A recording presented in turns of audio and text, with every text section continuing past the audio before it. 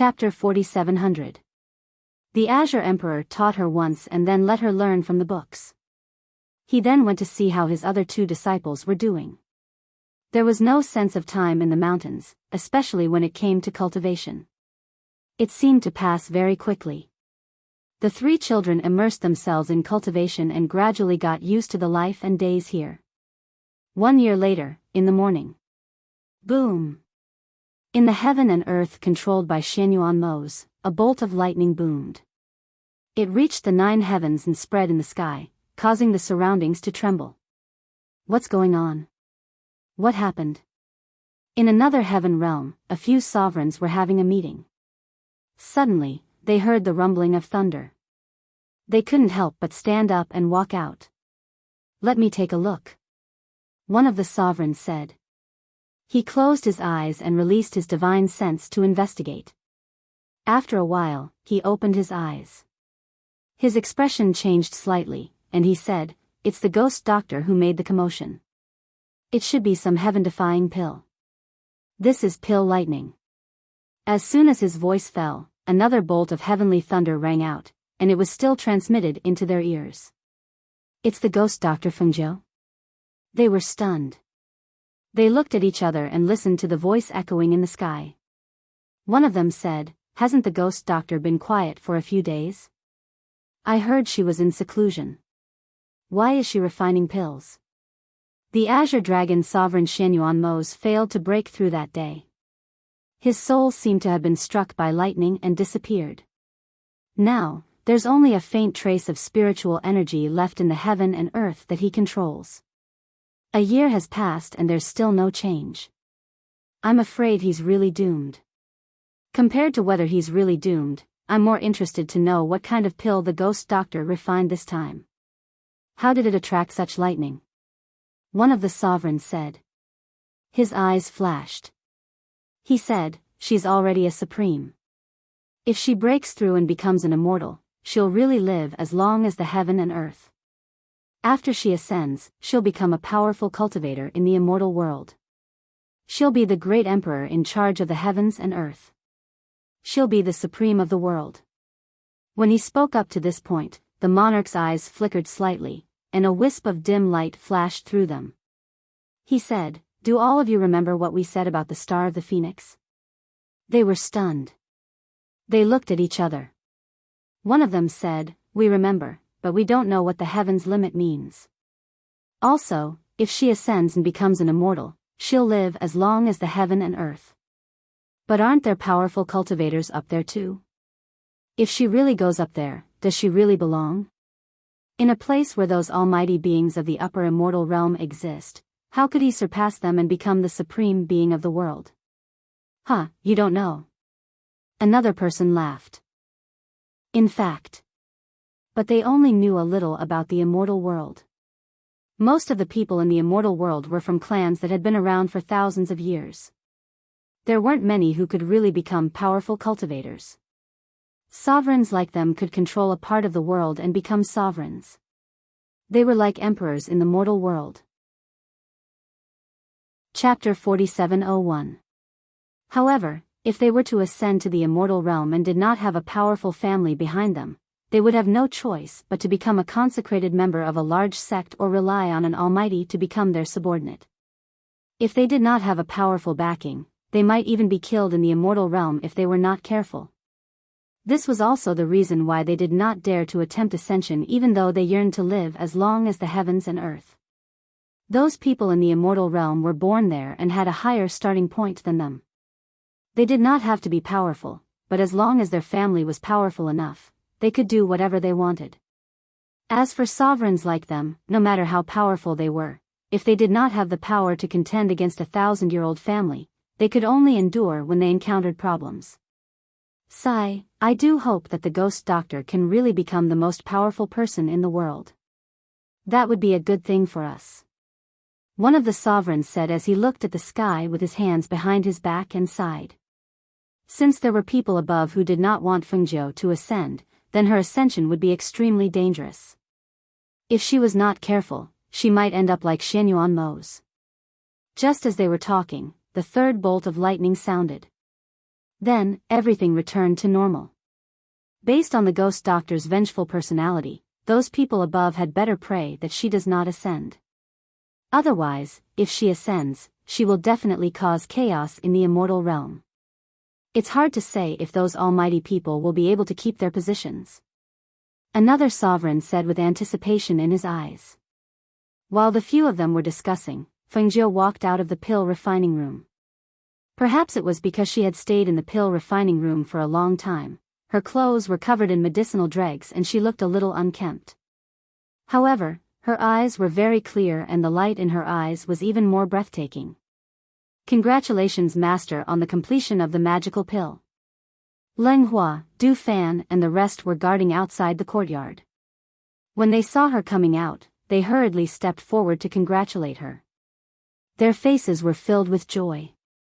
Their master had been preparing to refine the elixir ever since he came out of seclusion 3 months ago.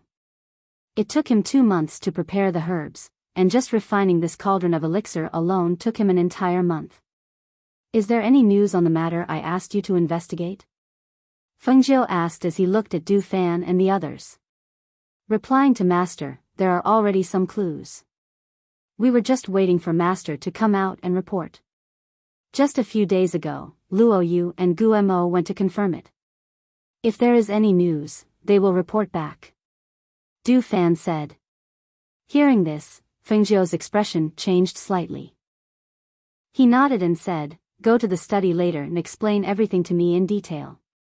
Yes, Du Fan replied. Master, I have already ordered the servants to prepare water for your bath. Please return to your room and take a bath. Ling Shuang said. Fengjiu responded before walking towards the main courtyard. After taking a bath, changing into a new set of clothes and eating something, Fengjiu went to the study. Master. Seeing her, Du Fan stepped forward and bowed before following her into the study. How did you find out? Fengjiu asked as he sat down at the table. Chapter 4702. Du Fan explained the information he had gathered in the simplest and most direct manner. He then stood there quietly and looked at her, waiting for her decision. When Fengjiu heard his words, her heart skipped a beat. Her expression was a little dazed as she muttered, the Eastern Sea Spirit region. Why didn't I think of that?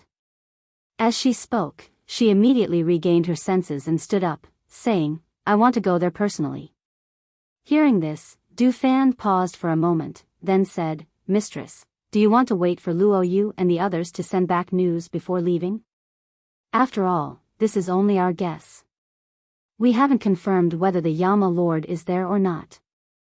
Fengjiu shook her head, saying, no matter if it is or not, I have to go there personally. Go and make the arrangements. We will leave in a moment. Let Leng Hua and Ling Shuang follow us. Let the others take care of their own matters. Yes. Du Fan responded and didn't stop him. Instead, he turned around and walked out after saluting. Moze, is that you? If it is you, why didn't you come back? Are your injuries serious? Or is there another reason?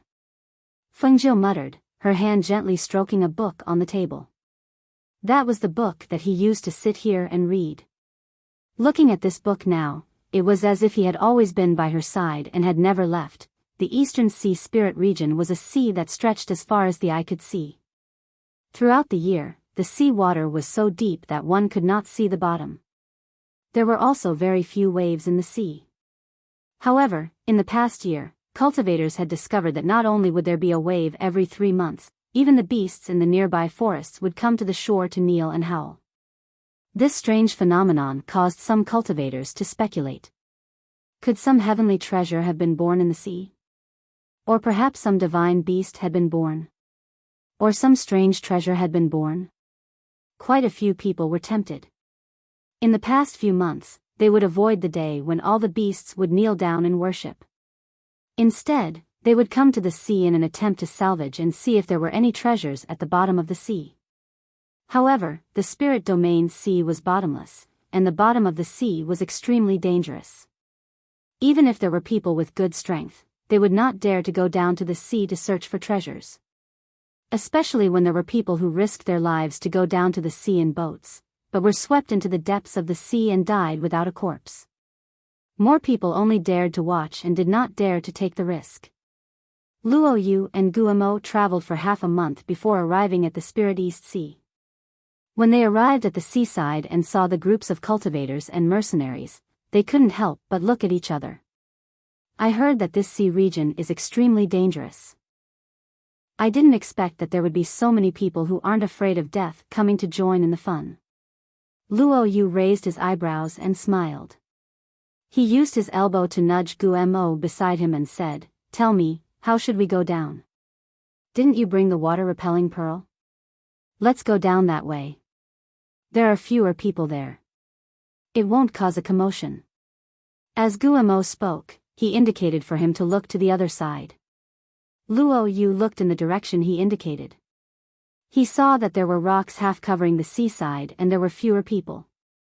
If they wanted to go down to the sea, it was indeed the best way. Chapter 4703. Guamo nodded. He glanced around and said, "Let's go rest over there." Thus, the two of them walked towards a less crowded area. When they arrived at the deserted area, the two of them set up 2 tents on the beach to rest for the night. "Are you 2 rogue cultivators? Are you also here for the treasure at the bottom of the sea?" Just as the two of them were setting up their tents, a few rogue cultivators walked over and sat down on the beach next to them to ask questions. Luo Yu finished setting up his tent and saw a few rogue cultivators sitting next to him. Moreover, they seemed to be preparing to rest next to him. He couldn't help but frown. He said, "This place is huge. Stay away from us. Don't disturb our rest." They originally wanted to go down to the sea tomorrow when there was no one around, so they picked the most remote place on the beach so that they wouldn't be disturbed or noticed. Who would have thought that there would be a few rogue cultivators here? Hee, I didn't expect you to have such a bad temper. The rogue cultivators saw that the two of them didn't answer their questions and even thought that they were an eyesore. Their expressions instantly turned cold. They couldn't be blamed for not being observant. Both Luo Yu and Guamo were concealing their strength and cultivation. These rogue cultivators weren't very powerful either. Naturally, they couldn't see their true strength. On the contrary, they thought that they were rogue cultivators like them who came to search for treasures after hearing the news. They originally wanted to pull the two of them into their group but didn't expect to be brushed off. Their expressions immediately turned cold. Compared to Luo Yu, Guamo was even more direct. He couldn't be bothered to speak to these people.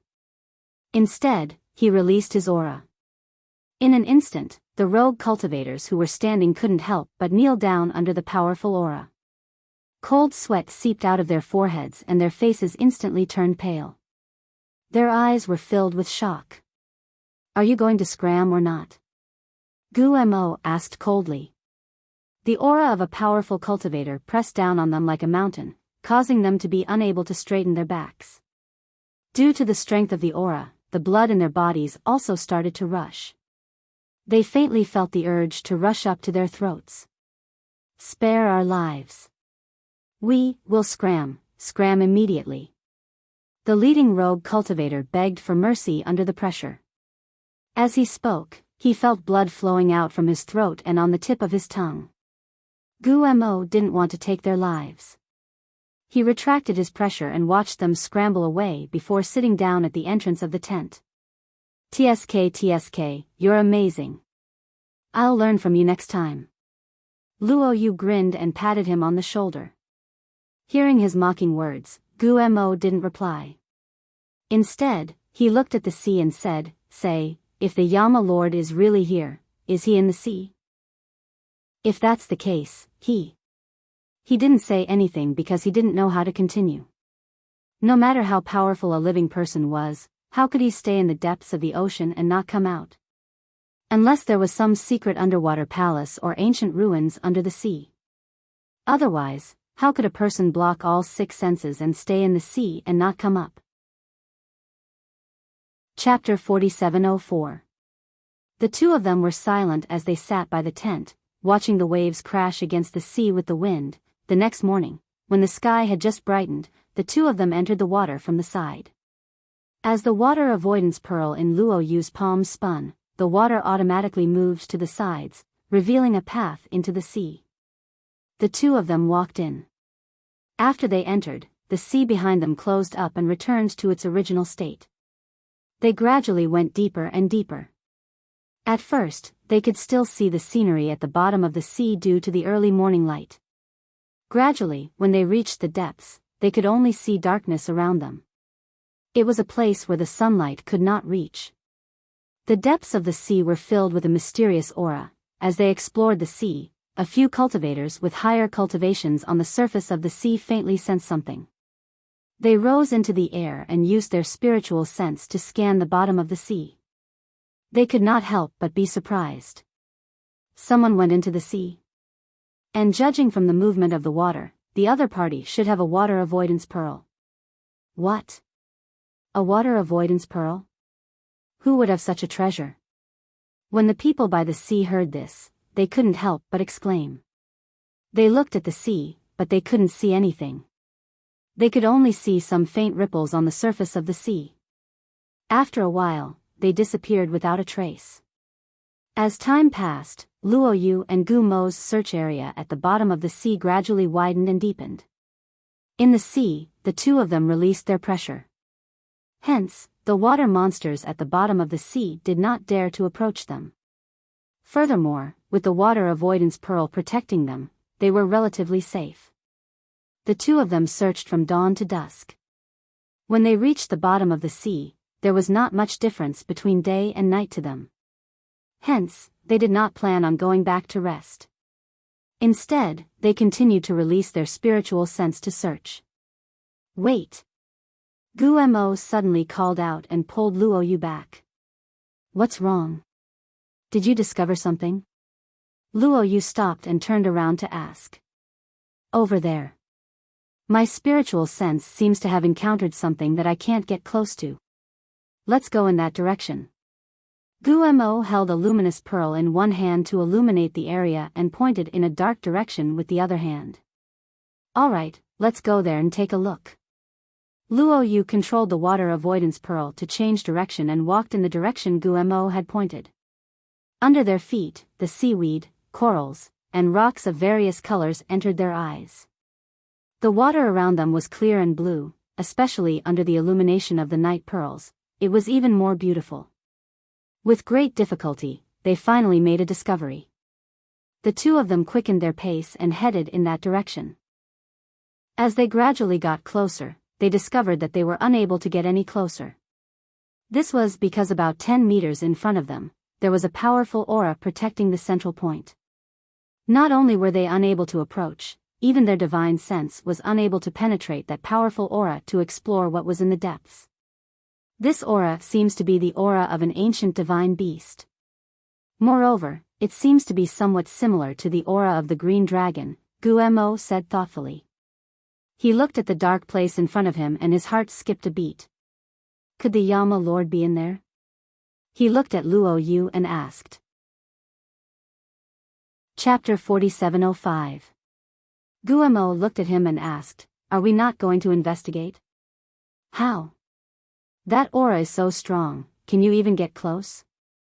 And if the Yama Lord is really in there, we can't force our way in, right? If we accidentally hurt the Yama Lord, how are we going to explain it to Master? Luo Yu glanced at the place and said, Let's go up first and leave a sign here. After notifying Master, we'll wait for Master to make a decision.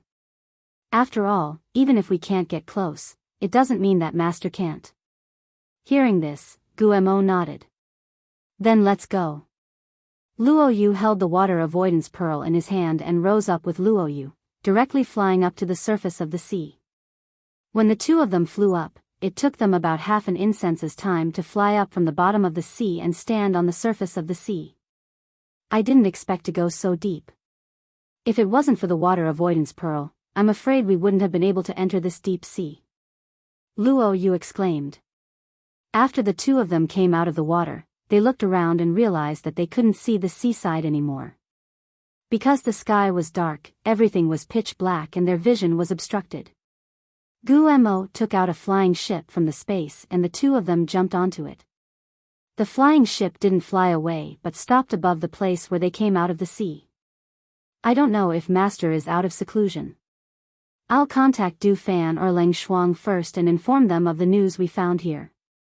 Luo Yu said as he took out his communication jade token. You stay here and guard. I'll go explore and see how far this place is from the seaside. As Guemo spoke, he raised his chi and left on his sword, heading in the direction where his divine sense had detected the presence of people. As the night deepened, some cultivators patrolling the sea found the flying ship. The cultivators who found the flying ship looked at each other and went forward. This is the East Sea Spirit region. We're patrolling the sea under the orders of the South Qing monarch. Who are you? Why did the flying ship stop in the East Sea Spirit region? If there's nothing important, please leave quickly. Luo Yu, who was communicating with Du Fan and the others, heard the voice and glanced at them. He held the communication jade tablet in his hand and stepped forward. Standing in the spaceship, he glanced at the cultivators and said, I am Luo Yu, one of the 8 leaders of the Phoenix Guards under the Ghost Doctor. I came to the East Sea Spirit region under the orders of my master. You can patrol your seas. Don't worry about me. Hearing that it was actually one of the leaders of the Phoenix Guards under the Ghost Doctor, the few cultivators were startled and carefully sized up Luo Yu. After a long while, they cupped their hands and said, We didn't know that it was the leader of the Phoenix Guards under the Ghost Doctor. Please forgive us if we have offended you. It's just that the Eastern Sea Spirit region has not been peaceful recently. I know about this. However, there are quite a number of cultivators gathered at the seaside. Since you are the Sea Patrol Guards, you should naturally go and deal with them. Luo Yu said in a low voice. His gaze was filled with pressure as it landed on them. Perhaps because the difference in strength was too great, the few of them did not dare to say anything under his gaze. Instead, they bowed and responded and left first. After they went further away, they quickly took out their communication jade and sent the news back. Chapter 4706. Don't worry, I've already found it. It's quite a distance from the sea. Guemo took the spirit fruit and sat down beside him, asking, Have you contacted Du Fan and the rest? I've contacted them, and they're already on their way. Master is here too. He grinned, saying, Du Fan said that Master had finished refining the elixir. Once he came out of seclusion and heard that we were coming to the East Sea, he brought the rest over. They're just a few days later than us, but with Master's speed, they'll probably arrive here tomorrow morning. That's great. When Guemo heard this, he couldn't help but smile. But just now, a few people came to patrol the sea. They said that they were the South Qing sovereign's men, and I sent them away. Luo Yu said thoughtfully, Does the East Sea Spirit region belong to the South Qing sovereign? Why do I remember that this place isn't under his jurisdiction? The East, South, West, and North Sea regions aren't under his jurisdiction, but it's normal for there to be people patrolling. Guemo said, looking at the dark sea in the distance, saying, After all, there are many treasures in the sea. If there weren't people patrolling, the treasures at the bottom of the sea would have been emptied sooner or later. Let's have a good rest tonight. Next, we just have to wait for Master and the rest to arrive. Luo Yu said, stretching his back, and went into the cabin to rest. The next day, when it was close to noon, Fengjiu and the rest arrived. Luo Yu, who had been waiting by the sea for a long time, grinned when he saw them, and quickly stepped forward, Master. Fengjiu smiled and nodded at him. He looked around and asked, Where's Guemo? Master, Guemo is waiting on the flying ship on the sea. I'll bring you there now. He said, and after greeting Du Fan, Leng Hua, and Leng Shuang, he brought them to the flying ship. Isn't that the Ghost Doctor? Why is she here? Someone recognized Fengjiu and couldn't help but whisper. It's the Ghost Doctor. Could it be that there really are treasures in the sea? So she's been lured here? Who is the Ghost Doctor? What treasures hasn't she seen? In my opinion, this matter isn't so simple. why don't we go and take a look? They seemed to be heading towards the center of the sea. Someone suggested and wanted to go and take a look, but no one agreed. Instead, they all looked at him as if he was an idiot. His curiosity that had been raised with great difficulty immediately withered. On the other side, Fengjiu and the rest followed Luo Yu to the spaceship. When Guemo saw her, he bowed and greeted, Master. Master, you must not have had a good rest on the way here. Take a seat first. Let me tell you about our findings, Luo Yu said as he invited her to board the spaceship. Seeing this, Fengjiu nodded and sat down in the spaceship. Then, he asked, in your communication jade, you said that there was a powerful presence below that you couldn't get close to. But the presence felt like the presence of an azure dragon? What the hell is going on? Master, we searched at the bottom of the sea for a long time. When we reached a place, we couldn't go any further. Also, our divine senses couldn't detect it. But the presence was very similar to the azure dragons. We were wondering if the Yama Lord was at the bottom of the sea. Luo Yu glanced at her and said, Master, why don't I bring you down to take a look first? Is this the position of the flying ship? Fengjiu asked. Chapter 4707. Hearing this, Fengjiu stood up and walked to the side of the ship. She closed her eyes and released her divine sense. Her divine sense kept extending downwards. When it reached a certain level, her divine sense touched a familiar aura and she suddenly opened her eyes. It's him. He must be down there, she said with certainty. Her heart was filled with excitement. However, after the excitement, she was even more confused. She did sense the green dragon's aura, but Moze's aura was extremely weak. How badly did the heavenly lightning injure him that day? Why did he sink into the East Sea spiritual region? Move away a little. Don't stop here. I'll go down and take a look. Fengjiu turned around and instructed. Master, don't you need us to go down with you? Luo Yu stepped forward and asked. No need. Just wait here. She shook her head and took out a water avoidance pearl from the space. Then, she leaped into the sea. Seeing that she was going down alone, Luo Yu could not help but worry. He leaned against the side of the ship and watched for a while. Then, he turned around and looked at them. Will Master be okay going down alone? She didn't rest during the journey. Will she be okay in this state? Don't worry. Master knows what to do. Du Fan smiled and said to Guemo, let's move the ship away so that Master won't cause any commotion and affect the ship. Okay, Guemo replied. He controlled the spaceship to fly to a spot not too far away, leaving some distance between them. On the other side, when the southern city monarch found out that Fengjiu's people had gone to the East Sea spiritual region, he was slightly surprised. He only asked them to keep an eye on them and see what they were going to do there. Not long after, news came that even Fengjiu had appeared in the East Sea spiritual region. This made him curious. Why did she go to the East Sea spiritual region? Could it be that the strange phenomenon in the East Sea had something to do with her? Thus, he ordered his people to keep an eye on them. If there were any movements, they were to report back. After all, Ghost Dr. Fengjiu was not an ordinary person.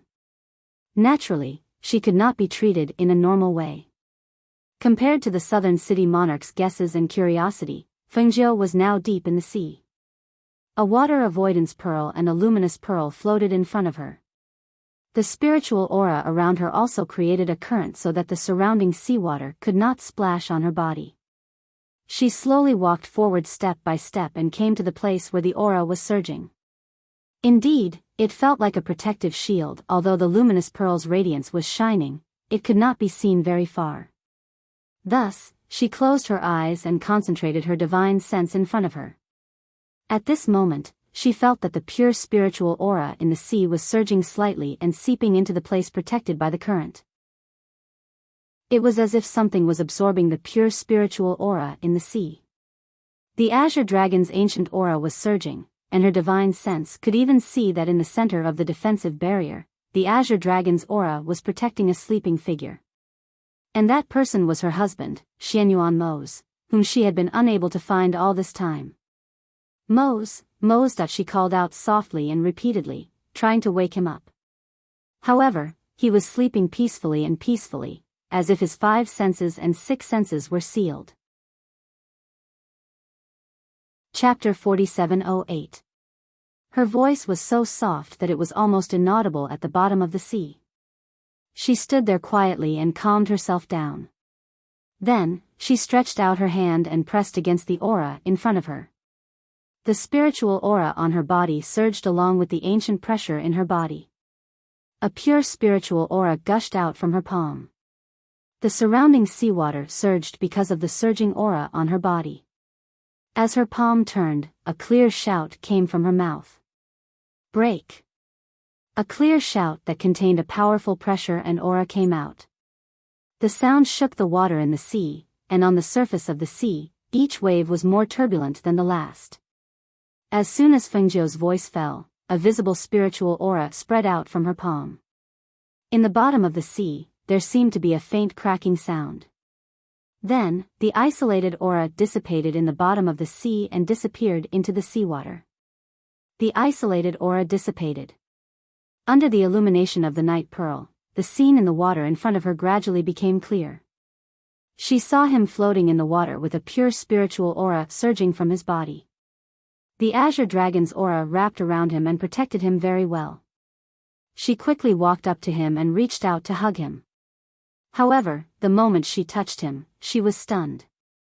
She stood there stiffly and her eyes widened in disbelief. Panic appeared in her eyes. Mose that she watched as her hand passed through his body. He was clearly in front of her, but she couldn't touch his body. Or rather, he didn't have a body at all. He was just an illusory existence. How could this be? How could this be? Mose, Mose, wake up. It's me. I'm here. Open your eyes and look at me. She called out again and again. Her heart was filled with fear and helplessness.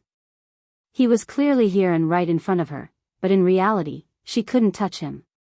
It was as if he was far away on the horizon. She called out again and again, but he was still in a deep sleep and didn't react at all. Gradually, she realized that his body was fading. This discovery made her even more flustered. She couldn't help but reach out to touch him again. Still, she couldn't touch him and her hand passed through his body. Mose, what's wrong with you? How can I save you? What can I do to save you? Her tears fell uncontrollably, and when her tears fell on his seemingly illusory body, the body that was fading away seemed to solidify a little. The water that had been repelled by the water avoidance pearl gradually surged towards him under the surge of the azure dragon aura on his body, surrounding his entire body. When his body was surrounded by the sea water, his body that had been gradually fading returned to its original state. It looked as if he was quietly lying there, sleeping. Seeing this scene, Fengjiu took a step back. She raised her hand and wiped the tears in her eyes. She said softly but with determination, "No matter what method, I must wake you up." Chapter 4709. She took a deep look at Xianyuan Mose and retreated step by step. Finally, she formed an ancient seal with both hands, isolating the area once again.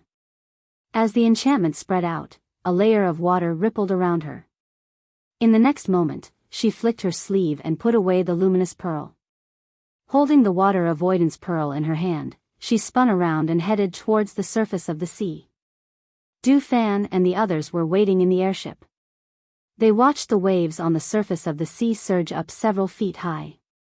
They couldn't help but wonder if their master had found the whereabouts of the Yama Lord. As time passed, they noticed that there were other cultivators not far away from them on the surface of the sea. They seemed to be watching their movements. After a while, a red figure spun up from the bottom of the sea. The red figure spun in the air, and as she spun, water droplets flew out.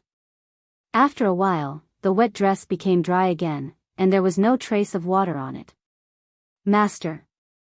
Seeing her emerge from the bottom of the sea, the people on the airship couldn't help but be delighted.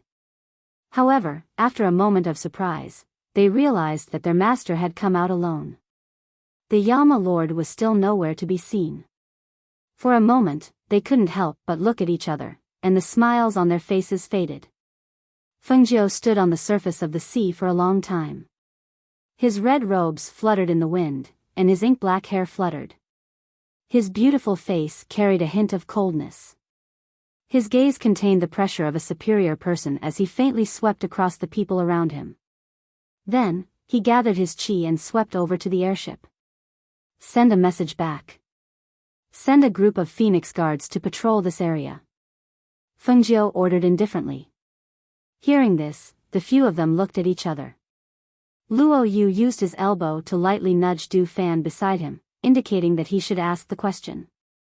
Seeing this, Du Fan responded and said, "Yes, this subordinate will send a message back in a moment. Send a group of Phoenix Guards here." As soon as he finished speaking, he paused and asked again, "Master, did you find anything at the bottom of the sea? Is the Yama Lord down there?" "He's down there, but his condition isn't very good. I can't bring him up, so I can only leave him here," Fengjiu said softly, with a trace of helplessness and unconcealable worry in his voice. "The Azure Dragon's vital energy is protecting him and nourishing his spirit. Below, I've set up a new barrier. Have our people patrol this area of the sea area and don't let anyone disturb him." "Yes, this subordinate understands." "Master," Du Fan replied. Seeing Du Fan's words, he didn't speak. How long would it take to nourish the soul? Luo Yu couldn't help but ask. Leng Hua glanced at him and said, "Master's mood isn't very good. Let's do as Master says." Master didn't say anything else, so let's not ask too much.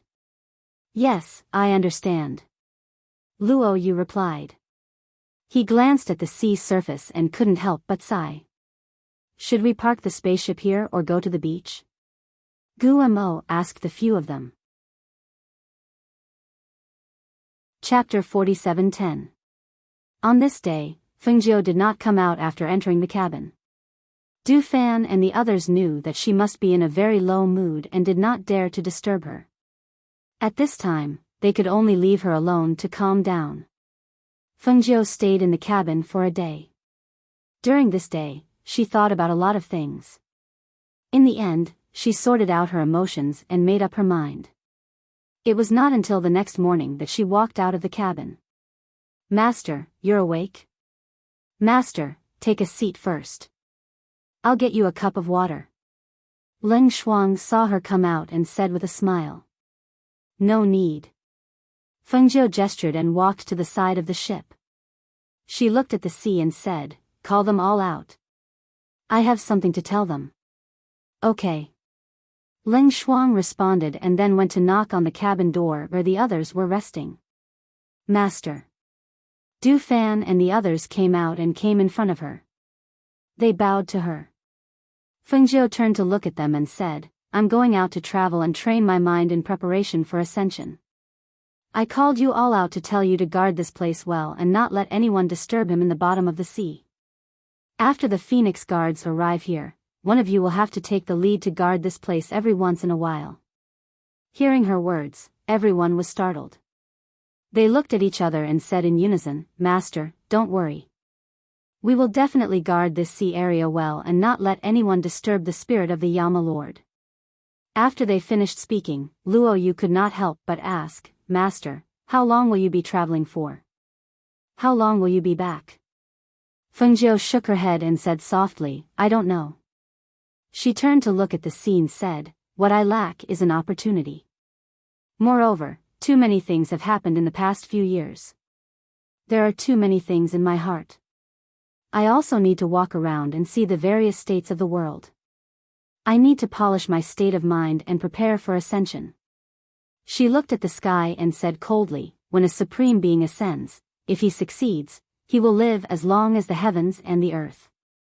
If he fails, his cultivation will be destroyed and there will never be a second chance. When Moze failed to ascend, it was because the people above wanted to kill him. If Tianjizi did not save him with his life, his spirit would not have been hidden in the deep sea to be nourished. As for me, I have to undergo 9 tribulations and 81 bolts of heavenly lightning. I can only succeed and not fail. She did not have a second chance, and she would not allow herself to fail. Because there was not only their child waiting for her up there, but also the enemy she wanted to destroy. When Du Fan heard her words, he immediately knelt down on one knee and said in a sonorous and powerful voice, "Master, please be at ease. We swear to protect the Yama Master with our lives, and we won't let anyone harm his divine soul. We will wait here for Master to return from her travels. Let's congratulate Master on your successful ascension and live as long as the heavens and the earth." Hearing this, Fengjiu looked at them and the corners of her lips rose slightly. She said, "Get up. I believe that you will do what I have asked you to do." The few of them then stood up and looked at her, who was leaning against the boat. Her expression was indifferent as she looked into the distance, as if she was thinking about something. The few of them stood quietly and their gazes fell on her. None of them said a word. At this moment, their master gave them the feeling that she would go far away at any time and they would not be able to catch her even if they wanted to. Chapter 47:11. At the same time, in Cloud Sky Mountain. On this day, Emperor Qing brought his 3 disciples out to participate in the annual competition. The 3 of them sat on the aircraft with him. After leaving Cloud Sky Mountain, they had been flying in the sky, looking down and passing by many places. However, their master had never told them what they were going to compete in this annual competition. Ever since they had been cultivating by their master's side, the competition that was held every half a year was a chance for them to learn from each other. As for the competition this time around, their master didn't even mention a single word about it. As such, they still didn't know how they were going to compete in this annual competition. Yu, who was sitting in the middle of her 2 elder brothers, thought about how their master usually doted on her the most, so her pair of beautiful eyes rolled, then with all smiles, she opened her mouth and asked, "Master, what are we going to compete in this year's competition? Is Master taking us to compete with others?" Emperor Qing sat quietly with his eyes closed. When he heard her question, he didn't even open his eyes. He only said indifferently, "Don't worry, you will know soon." Hearing this, Yu glanced at her 2 brothers and stuck out her tongue helplessly. At about noon, Emperor Qing, who had his eyes closed, opened his eyes and looked at Mu Chen and Mu Yu. He said, "Master will give you a month's time. After a month, you must return to Cloud Sky Mountain alone with 100 crystal cores that you have hunted. You are not allowed to use them or fly back. Instead, you have to walk back. After a month, if you are unable to return to Cloud Sky Mountain, then you will be punished. Master wants us to hunt for 100 crystal cores each and then walk back to Cloud Sky Mountain alone. Can't we go together?" Mu Chen couldn't help but ask. Their master's aircraft took an entire morning to arrive here. If they walked, how long would it take to return to Cloud Sky Mountain? "Yes, you can't go together. You have to walk back alone," Emperor Qing said indifferently. He looked at them and said, "Master will separate 3 strands of divine sense on you. Master will know all of your actions. If you are in danger, you have to learn how to save yourself. However, when you encounter danger that you cannot resolve, you can also call for Master to save you. However, when you call for Master to save you, that person will also withdraw from the competition and return to Cloud Sky Mountain to accept the punishment of failure." Hearing this, Yu blinked and asked curiously, "Master, what is the punishment if we fail?" Emperor Qing glanced at her and said, "The punishment for the 2 of you is that you can only eat fasting pills for a year. You are not allowed to eat the 5 grains. Moreover, you have to be separated and are not allowed to meet or cultivate with the other 2. Hearing this, Mu Chen and Mu Yu's little faces suddenly became serious. They didn't want to eat fasting pills. They didn't want to be separated from each other. They wanted to cultivate together every day, talk together, and grow together. If they didn't see each other for a year and were alone, the scene would be unimaginable. Chapter 47:12. Emperor Qing glanced at the two of them, and his eyes fell on Hao again. He said, Yun Shen, you are stronger than them, so you have to hunt for 300 crystal cores. You also have to walk back to Cloud Sky Mountain alone within a month. If you fail to do so, the punishment will be the same as above, but with an extra point. You will be delayed from seeing your mother for a year. He knew what the three children cared about, so although this punishment didn't seem like a punishment, it was what they cared about the most. Sure enough, Hao nodded solemnly. Master, don't worry. I know. I will definitely return to Cloud Sky Mountain within a month. Emperor Qing nodded and said, the three of you have to act alone and can't help each other. The beasts I picked for you are of different grades. Yun Shen, you go down first. The beasts in this forest are stronger, so be careful. Yes. Hao replied and looked at Mu Chen and Mu Yu. You have to be careful too. I'll see you on the mountain. Yes, yes. Big brother, you have to be careful too. Mu Chen and Mu Yu said in unison. They watched him call out his flying sword and go down to the forest alone. After a while, he disappeared from their sight. Are you afraid? Emperor Qing looked at them and asked. No. The two of them shook their heads. Although they were young, they had encountered many things. When they were younger, they had wandered outside with their big brother. Moreover, after they returned to their mother's side, their mother taught them many things.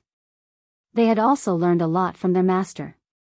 At least, when they were in danger, they could think of a way to save themselves. Moreover, their master also said that he would separate a strand of divine consciousness to protect them. In addition, they had contracted beasts, so they weren't afraid at all. However, not being afraid didn't mean not being worried. After all, this was their first time acting alone, and it would take a month.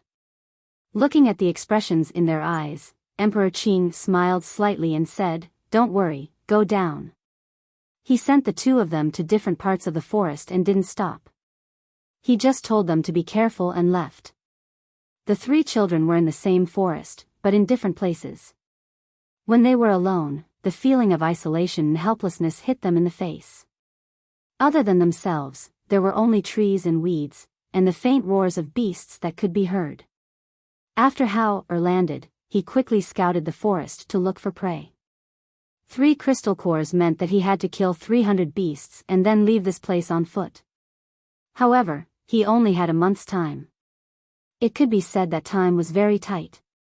Although his strength had improved in the past year, he didn't dare to be careless in this forest. Instead, he braced himself and dealt with it carefully. On the other side, not far from where Mu Chen landed, there was a ferocious beast lying in ambush in the bushes. When the beast saw him, it approached cautiously and bared its sharp teeth, ready to pounce on him. However, it saw the human child, who was originally standing still, jump up and straddle its back. A cold dagger was aimed at its neck. Chapter 47:13. Blood dripped on the ground, dyeing those flattened weeds under the feet of this ferocious beast red. Mu Chen's dagger had cut down, but this ferocious beast still didn't die. Instead it violently swung and bumped about, attempting to throw off the human child who was sitting on its back. Mu Chen's legs tightly clamped the body of this ferocious beast, and one hand hugged the head of this ferocious beast, while the other hand increased the strength of the dagger. He didn't dare to pull out the dagger, rather clamped the body of this ferocious beast and increased the strength of the dagger in his hand. Hearing a hissing sound, the speed of that ferocious beast gradually slowed down, until finally the body of this ferocious beast swayed a few times, and directly fell down. Mu Chen gasped for breath, and a layer of sweat seeped out from his forehead. He came down from the body of this ferocious beast, and once again checked, confirming that this ferocious beast was already dead. Only then did he lightly exhaled, and quickly used the dagger to dig out the beast crystal, then quickly left. On the other side, Yu was walking in the forest, and seeing that there were actually many low-level elixirs in the forest, she couldn't help but happily smiled. While she was picking them, she also put them inside her space. At this moment, it was noon, and some beasts were out looking for food. When a long-tusked boar with hard thorns all over its body came out from the forest, and seeing that little human who was squatting on the ground digging for elixirs, the saliva in its mouth immediately flowed out, and even its breathing became coarse. Hearing the movement, Yu-Er raised her head, and saw that ferocious beast with long tusks in its mouth which somewhat resembled a pig was staring at her while drooling. She couldn't help but blinked her eyes, and somewhat blankly looked at it. Her brain quickly spun. This long-tusked boar's body was so big, and the black hair on its body was like black thorns, looking strangely frightening. Moreover, those two sharp teeth which were protruding from its mouth seemed to be very sharp. Her pair of beautiful eyes quickly circled around its body, and discovered that this long-tusked boar appeared to be very difficult to deal with. She immediately stood up, and quickly retreated. Roar!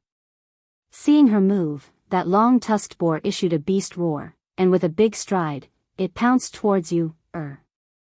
Seeing this, Yu hastily tiptoed and jumped to a big tree. She lowered her head and looked at that pig below. It was in the process of circling around the big tree, trying to break the tree. Seeing this, she borrowed strength from her hand and jumped up. She sat down on a branch of the big tree and patted her chest, lightly exhaling, "Phew, I was scared to death." As soon as she finished speaking, there was a loud crash from under the tree.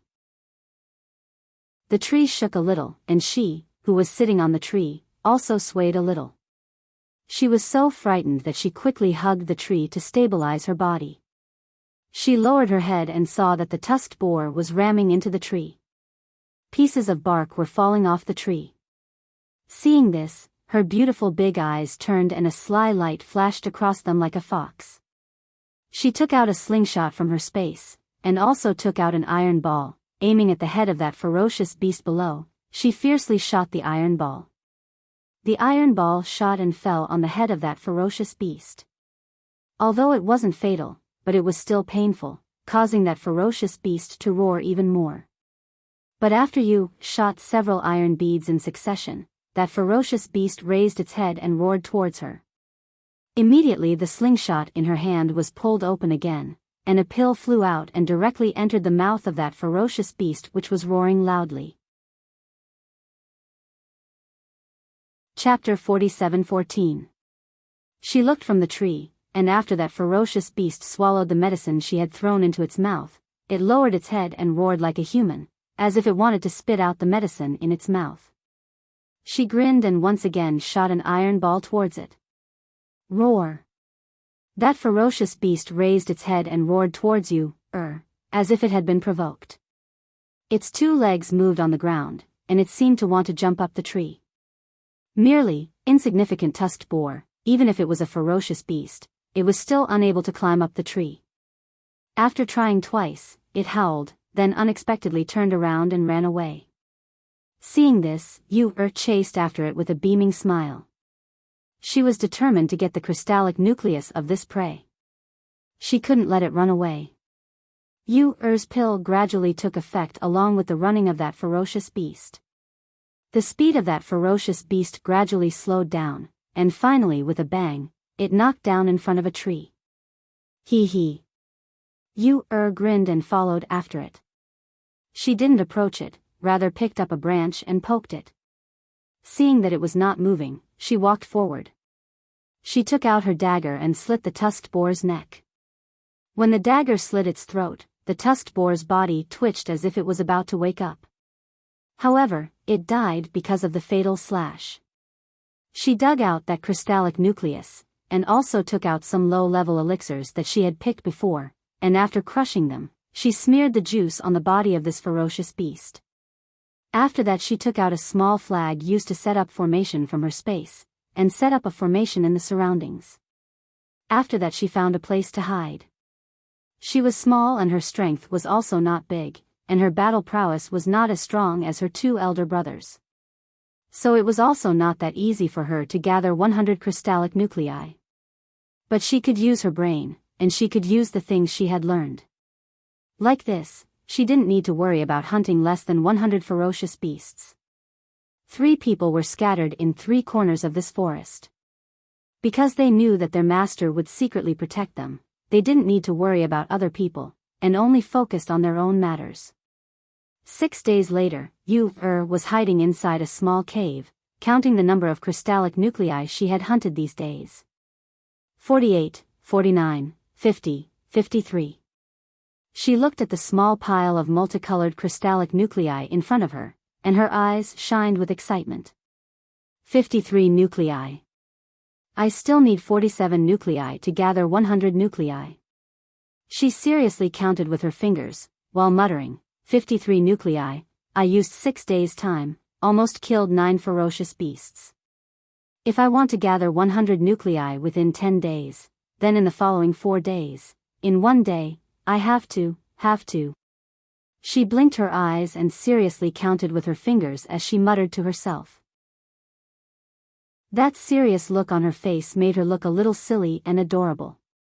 Finally, after much difficulty, she put the crystal nuclei back into the space, took out a spirit fruit and ate it. Then, she got up and walked out with her 2 short legs. She had set up a trap outside, and now she could go and see if there were any beasts that had fallen into the trap. She had made the places, herself, her and, she to wear, which she was to walk, her, and her to make, war, she was to be to herself to, when she was walking. Chapter 47:15. She looked at that fainted person, but didn't step forward, rather first went to check several beasts, and after confirming that they had fainted due to her medicine, she used her dagger to kill them, and dug out their crystallic nucleus. After settling the beasts, she walked to the front of that person and looked at him.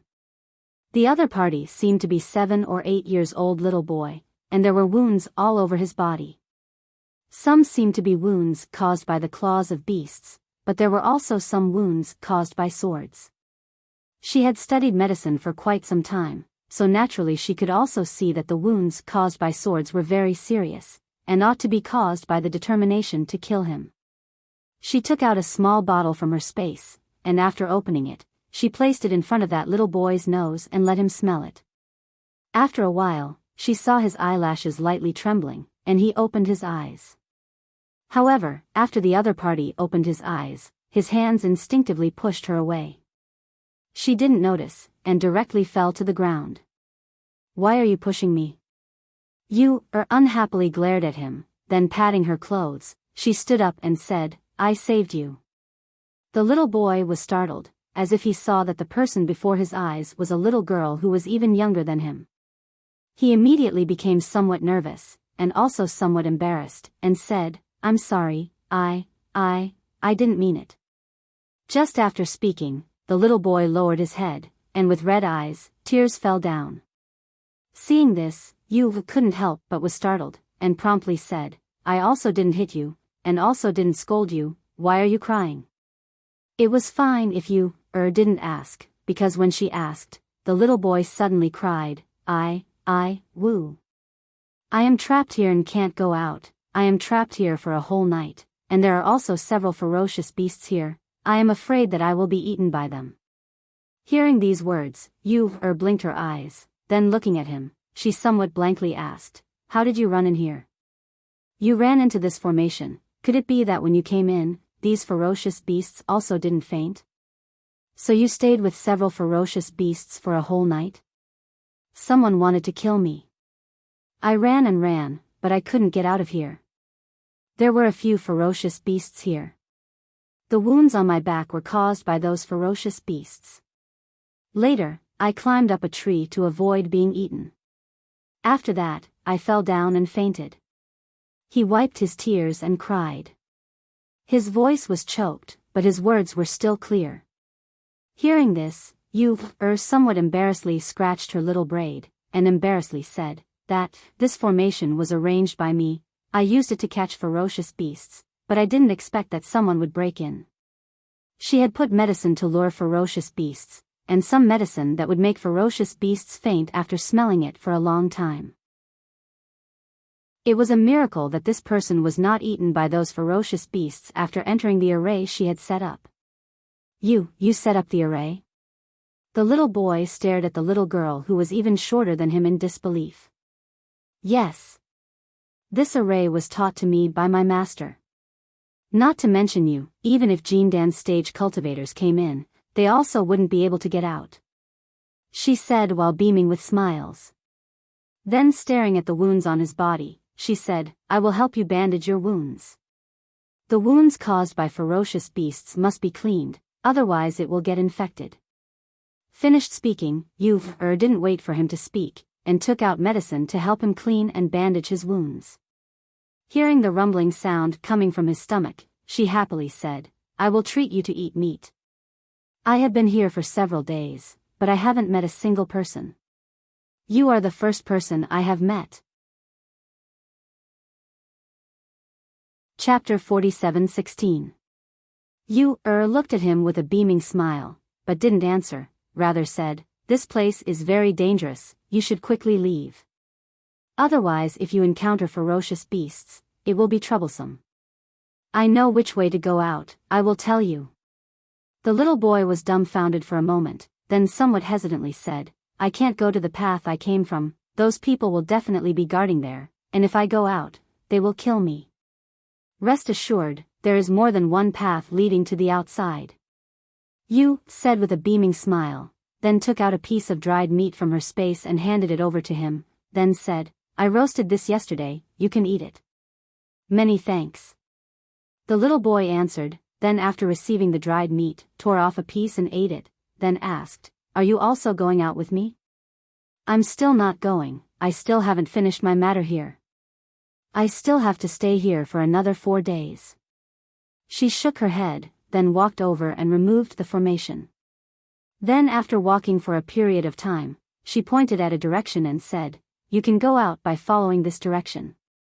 I have already seen, after going out from that direction, there is a mountain path. If you go along this mountain path, you can go to a place with people. But the little boy didn't leave, rather hesitated, and said, I don't dare to go by myself, I am afraid I will encounter ferocious beasts, I can't beat them. Hearing these words, blinked her eyes and stared at him for a good while, then as if somewhat vexed, she wrinkled her delicate little face and said, You don't dare to go by yourself? Now I also can't send you away, because that will waste my time. How about you stay here with me for a few days, and at that time you will go out together with me. Okay. The little boy nodded his head, then looking at her, he said, My name is Lin Yang, what about you? My name is Yin Qi. Said with a beaming smile, then said, I am going to look for ferocious beasts, do you want to come with me? Look for ferocious beasts? You are not afraid? He asked in a daze. Not afraid, because I am very powerful. Her pair of beautiful eyes curved into crescent moon, and her eyes were filled with fox-like crafty radiance.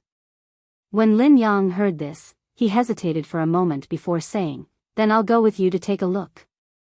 Therefore, who had been alone for few days finally had a little companion to accompany her to talk. She took Lin Yang and walked towards other formation point, wanting to see whether other formation points had trapped ferocious beasts or not. Arriving at another place, after both of them entered the formation, they saw 5 ferocious beasts lying motionless on the ground. Happily stepped forward and said, Perhaps I can leave this place in 3 days. As she spoke, she walked towards the ferocious beast. At the same time, she took out her dagger and prepared to stab the beast again. Suddenly, a ferocious beast that was lying motionless on the ground jumped up and pounced towards her with a low roar. Be careful. When Lin Yang saw this scene, his face turned pale with fright and he instinctively cried out. Also didn't expect that there would actually be a ferocious beast that was pretending to be unconscious lying in ambush here, but her reaction was also very fast. Almost at the same time that ferocious beast pounced, she stepped to one side, avoiding the pounce and bite of that ferocious beast. Quickly climb the tree. Quickly shouted towards Lin Yang, who was still foolishly standing on the other side. Chapter 47:17. Roar. Quickly climb up the tree. That ferocious beast is a holy beast, quickly climb up the tree. Yu-Er anxiously shouted. Seeing that ferocious beast was roaring and pouncing towards Lin Yang, she didn't have time to dodge, rather raised her chi and rushed to his side, and when that ferocious beast was pouncing towards him, she quickly brought him to dodge. Go up, quickly go up.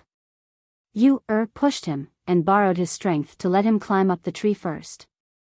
After he jumped up the tree, she turned her head to look, and that ferocious beast instantly pounced towards her. Yinchi, quickly come up. Quickly come up, ah! Lin Yang exclaimed. When he saw that ferocious beast pouncing towards her, he thought that she was going to die without a doubt, but who would have thought that instead of dodging, she held the dagger in her hand and faced it head-on. Yinchi, you don't want to live anymore.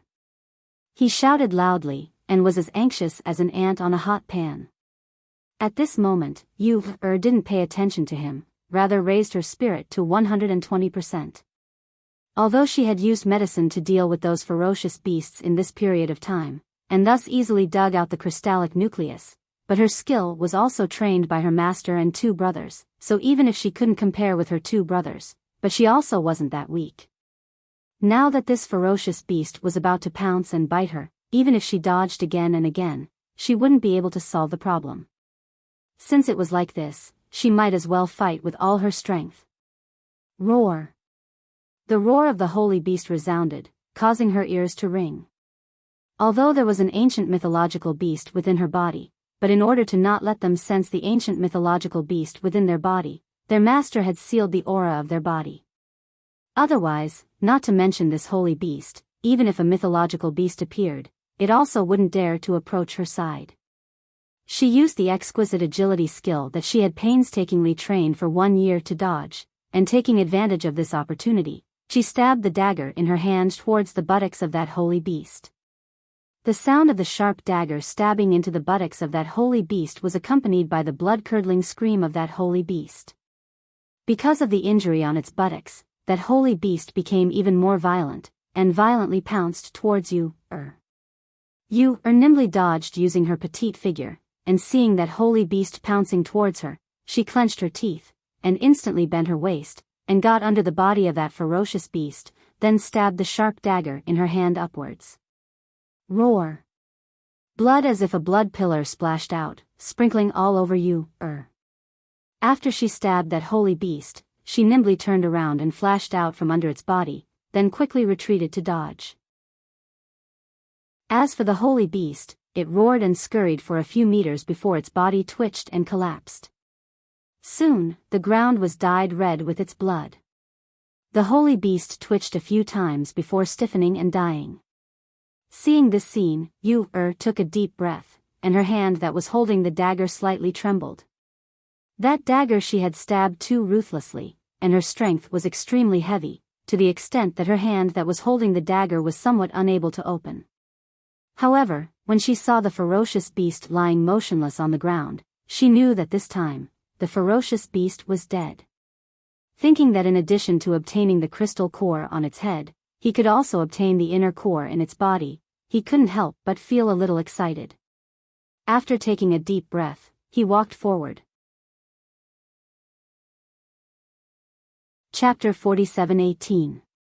Especially when he saw the little person using a dagger to dig out the sacred beast's crystal core, then cut open the sacred beast's abdomen and took out the sacred beast's inner core.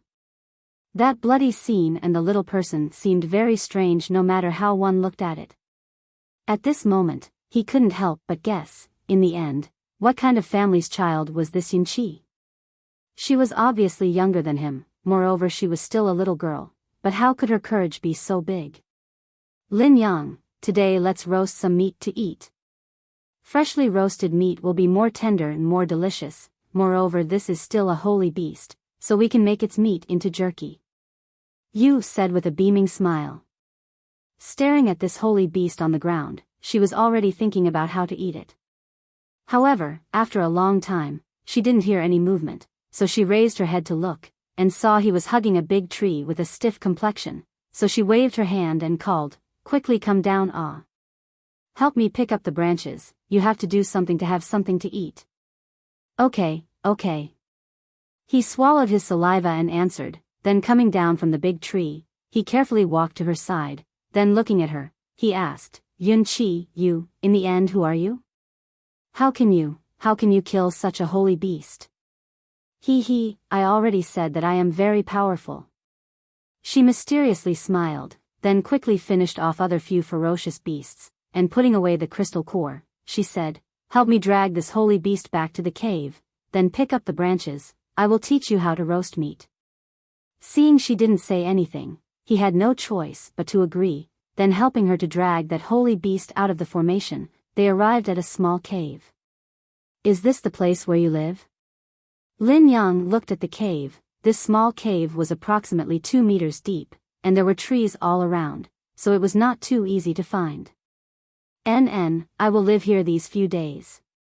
Yu nodded her head. Then I will go and pick up the branches first. Lin Yang said, then went around to pick up the branches, then carried them back to the cave. Yu cut off a leg of meat, then using a rack, she placed it on the fire to roast. Her movements were skillful and natural, making Lin Yang somewhat inconceivably opened his eyes wide. Do you often roast meat? You seem to be very skillful. He looked at her and asked. It took me a long time to learn it. My master said that I have to learn how to survive outside, so not only can I roast meat, even if I don't have a fire starter, I can drill wood to make a fire. She said with a smile, adding branches to the fire. You're really amazing. You're clearly younger than me. He said in a daze. My big senior brother and second senior brother are even more powerful. She raised her head and said proudly. When she was outside, she remembered her master's words and addressed her elder brother and brother as eldest senior brother and second senior brother. Who is your master? Where do you live? Where are you going after we leave this place? Lin Yang asked. After leaving this place, I will naturally return to the mountain. As for who my master is? Master said that I can't use his name to show off. She stuck out her tongue and said with a smile, so, I can't say it, I can't say it. Hearing this, Lin Yang hugged his knees and rested his chin on them. He looked at the bonfire and said softly, after I leave this forest, I will go find my grandfather. Once I find him, I will be safe. Chapter 47:19. Hearing this, Lin Yang was startled, and somewhat uncertainly said, It shouldn't be, right? Yu seriously thought for a bit, then said, unless the person who wants to kill you doesn't know where your grandfather is, otherwise knowing that you are going to look for your grandfather, he will definitely intercept and kill you on the way. For a moment, Lin Yang didn't speak, only looking at her in a daze. He asked, why do you think that the person who wants to kill me will intercept and kill me on the way to my grandfather? Obviously you are so small, how can you think of that? Because my mother taught me.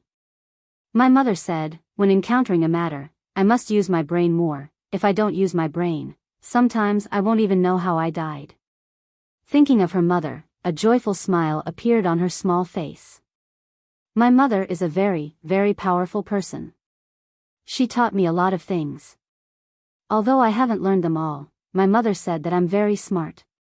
In the future, I'll slowly learn them by myself. Lin Yang remained silent, don't know what he was thinking. He didn't speak again, only staring at the bonfire in a daze. Next, Yu used 3 days to gather 100 crystallic nucleus. After gathering 100 crystallic nucleus, she couldn't help but take out her communication jade to send a message to her 2 brothers, telling them that she had already gathered 100 crystallic nucleus, and was preparing to leave this place. This day, Yu took Lin Yang to walk out of the forest, and when they passed by water source, she shouted for Lin Yang to guard at one side, while she went to change her clothes and wash her face. At the side of that small spring of water source, she changed her clothes and wore a pink-colored small skirt. After wiping her body, she washed her hair, then drying her hair, she tied her hair into 2 braids. Lin Yang, I have changed, you also go and change your clothes. Yu shouted, and with light footsteps, she walked out with all smiles. Lin Yang turned his head to take a look, and saw that after washing her entire body was refreshed. Moreover, her appearance was also very good-looking, especially when she wore that pink-colored small skirt. She appeared even more lovable and cute, and didn't have the slightest bit of fierceness when she killed ferocious beasts. I don't have any clothes, only this set on my body." He lowered his head and looked at his dirty and messy clothes, then somewhat uncomfortably pulled the corner of his clothes. I didn't ask you to wear your clothes." Yu slyly smiled, then taking out a set of her clothes from her space, she said, "My mother prepared a lot of clothes for me every year, you wear mine." "That's a skirt, I am a boy, how can I wear it?" He shook his head, and hurriedly waved his hand. "You don't want to live?" Yu looked at him, and seriously said, "If you go out wearing your clothes, then you will certainly be killed before you can find your grandfather. But if you dress up as a girl, then that is not the case. Those people who want to kill you will only look for a little boy, and not a little girl." "What?" He looked at her in a daze. He didn't expect her to give him such an idea. To wear. Until to the end, to your to t, to teat, until to find your to your to find. Chapter 47:20.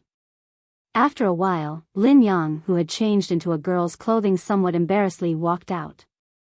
While walking, he pulled his skirt, and his little face was slightly red with a shy appearance.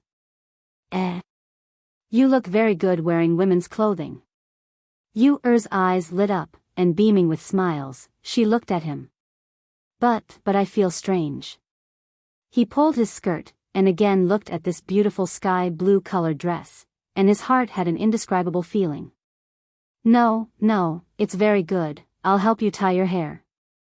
Yu walked towards him with a smile, and took out a ribbon of the same color to tie his hair. Because she was helping others to tie his hair, she didn't braid his hair, rather let his hair hang loose, covering half of his face, making his appearance more and more like a girl. Yu took him along a small path, and the two people used more than half a day to get out of this forest. When they arrived at the mountain path outside, Yu looked all around, and seeing that there was no one around, she said to him, "Let's quickly go. Let's see if we can find a place to stay before dark." "Okay." Lin Yang just responded, and saw her speed suddenly increased, which startled him so much that he hastily lifted his skirt and chased after her. At the same time, Hao and Mu Chen, who were inside the forest, received Yu's message. Both of them couldn't help but stare blankly for a moment, then revealed a smile. They didn't expect that among the three people, the fastest one was unexpectedly their younger sister. They also didn't know what method she used to actually gather all the crystallic nucleus so quickly. Thinking that she had already come out of the forest, they also began to count their achievements these days. Mu Chen counted, and saw that he still lacked 13 crystallic nucleus to reach 100 crystallic nucleus. Seeing that the sky was still not dark, he put away the crystallic nucleus and walked towards the forest, intending to see if he could hunt a few more beasts before dark, and then hunt some more tomorrow. It would be best if he could leave here the day after tomorrow. Hao was much worse, because he had 300 crystallic nucleus. Even if he worked very hard these days, but now he still lacked 60 to 70 crystallic nucleus. Similarly, seeing that the sky was still not dark, he also went to the forest to continue hunting ferocious beasts. He even calculated in his heart that he could try to hunt some beasts that came out to hunt at night. The level of ferocious beasts in the area he was in was relatively high, and the majority of them could be seen everywhere were sacred beasts. These days, the number of beasts in this large area had become less and less. He thought that after hunting today, he would have to change location tomorrow. What he didn't know was that a group of disciples who were here to gain experience, under the guidance of their sex elders. But when they walked through the forest, they were somewhat astonished. Strange, how come the beasts in this area? Moreover, there seems to be traces of battle. A middle-aged man leading the team said.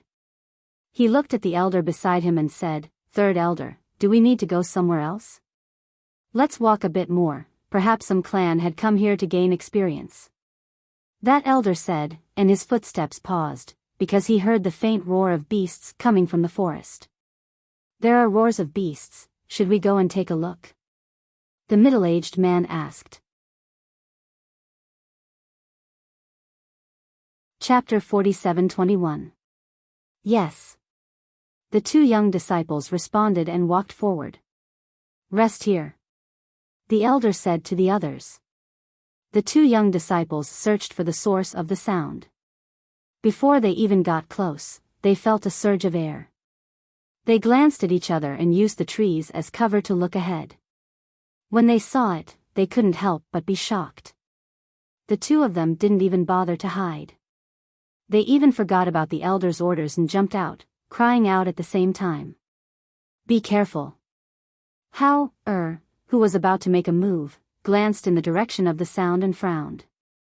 Seeing the ferocious beast at the peak of the holy beast realm pouncing towards him, he turned the dagger in his hand and moved his feet, immediately attacking. His speed was extremely fast, and the place where the dagger had pierced was precisely the holy beast's fatal point. Relying on his exquisite movement and strange skills, he had struck the holy beast in one strike. A miserable roar resounded, and it shook the entire forest. Oh no! This is the peak of the holy beast. The two of them are in danger. The elder felt the fluctuation of the pressure and was worried that their disciple had angered the ferocious beast. He immediately rushed towards the source of the sound. Those who could enter their sect were all disciples of century-old families. This time, they brought them out to gain experience, so that they would not have to stay in the sect all the time. However, the premise of going out to gain experience was that they had to ensure the safety of their disciples. If something happened, there would be trouble. After all, the family behind each disciple was not to be trifled with. When they arrived at the source of the sound, they saw two of their disciples standing at the side. In front of them, a powerful vicious beast was twitching on the ground, dying. Beside the vicious beast, a little boy in tight clothes was stabbing the vicious beast with a dagger. After the vicious beast died, he skillfully dug out the crystal core and the vicious beast's nidan. When the elder and the middle-aged man saw this scene, they were stunned for a moment. They didn't recover from their shock. After a long while, when they saw the little boy put away the items, the elder looked at the two young disciples and asked, "What's going on here? Are you okay?" We're fine." The two of them recovered and said, but their surprised eyes were still staring at the little boy. "Elder, there's no one else around. There's only this child," the middle-aged man whispered. He released his divine sense to scan the surroundings and found that other than them, there was only this child. There didn't seem to be any adults around the child. Hearing this, the elder took a deep breath and walked forward. He asked, "Child, who are you? Why are you here?" How looked at the horns on the ferocious beast's head and was about to use a dagger to cut off its horns and sell them in the city. When he heard the old man's voice, he glanced at him, then glanced at the people around him and behind him. He frowned and said with a cold expression, "Stay away from me." Hearing this, everyone was stunned. They didn't expect this child to say such a thing. Chapter 47:22. How had a cold personality, and he didn't have a good impression of the people from the Heavenly Sun sect. He said, "I don't want to know who you are, and I don't want to know you. Stay away from me and don't get in my way." The young disciples were displeased by the words of a child. They were all sons of aristocratic families and the pride of their sections. How could they tolerate a child being so arrogant? Just as they were about to scold him, their elder spoke up. Everyone swallowed their words. "Hee, child, did you kill this beast?" the elder asked with a chuckle. His gaze landed on the fatal wound on the ferocious beast and asked, "May I know who your master is?" There are many relationships between sects and aristocratic families. Perhaps this old man and your master are old friends. How didn't pay any attention to that. Old friends with his master? Was that what he meant? What a joke. What kind of person was his master? He was someone that even the mighty figures of the upper immortal world had to bow and greet with a smile. How could he be old friends with an elder from a sect? Moreover, they weren't even on the same level. However, if he mentioned his master's name, these people would have heard of his name even if they hadn't seen him before. However, his master also said that he shouldn't use his name to scare people outside unless it was absolutely necessary. How, thought to himself as he cut off the beast's horns with his dagger. There were very few beasts that were at the peak of the holy beast realm that he had hunted these days. Moreover, apart from the 2 horns, this beast's skin should be worth a lot of money as well. However, skinning it was too troublesome. After cutting off the 2 horns, he cut off one of the beast's hind legs and prepared to roast it. After throwing everything into the space, he didn't even look at those people and walked away. This kid is too arrogant. He's a little too condescending. A disciple said. He's got guts too. He actually dares to walk around here alone. Moreover, he looks very skilled at cutting. It's as if he's done it more than 100 times. Another disciple said thoughtfully. This child looks about 11 years old. Why is he here alone? His parents are really not worried. Aren't they afraid that he'll be in danger? A young girl looked in the direction that the child left with unconcealable worry on her delicate face. At this time, the 2 young disciples who were standing at the side first took a deep breath and said, "You don't know, but this child's speed is extremely fast. Just now, we thought that he would be bitten to death by that fierce beast, but we didn't expect that in the blink of an eye, that fierce beast would fall down. That is a fierce beast at the peak of the holy beast level, and its combat strength is very shocking. However, we didn't see how that child attacked. We only know that when we came back to our senses, he had already stabbed that fierce beast's fatal spot." Hearing this, everyone fell silent. Although they didn't see it with their own eyes, they did see the child skillfully cutting and digging out the crystal core and inner core. That technique didn't look like a novice at all. Instead, he looked like a veteran. Could he be an expert who has regained his youth?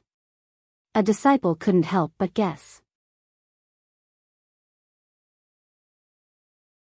Chapter 47:23. Elder, should we follow him? A disciple asked.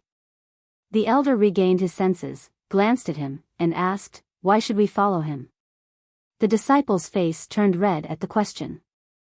He opened his mouth but did not dare to speak. "Elder, this ferocious beast meat." The middle-aged man looked at him with an expectant smile. "It's fresh. It's a ferocious beast at the peak of the holy beast level. Let the disciples carry it and prepare it for dinner." As the elder spoke, he looked in the direction the child left and sighed softly, "What an outstanding child. I wonder whose disciple he is?" With the elder's words, the disciples picked up the ferocious beast and carried it away. They found a place to roast it and eat it.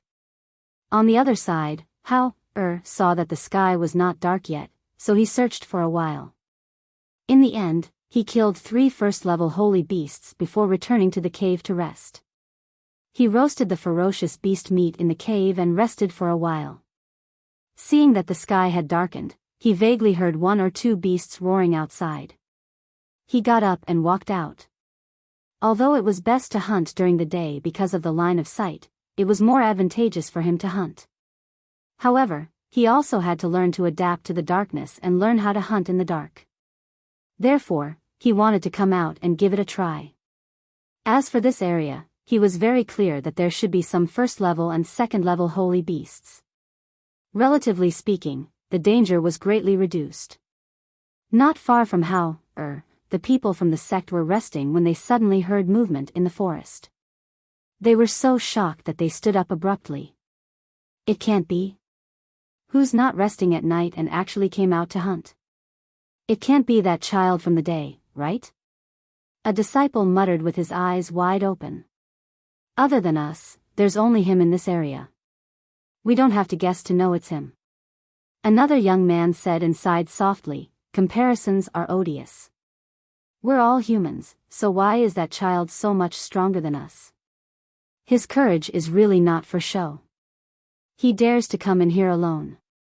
If it were me, I wouldn't dare even if you beat me to death. Listen, listen. It's another ferocious beast's scream.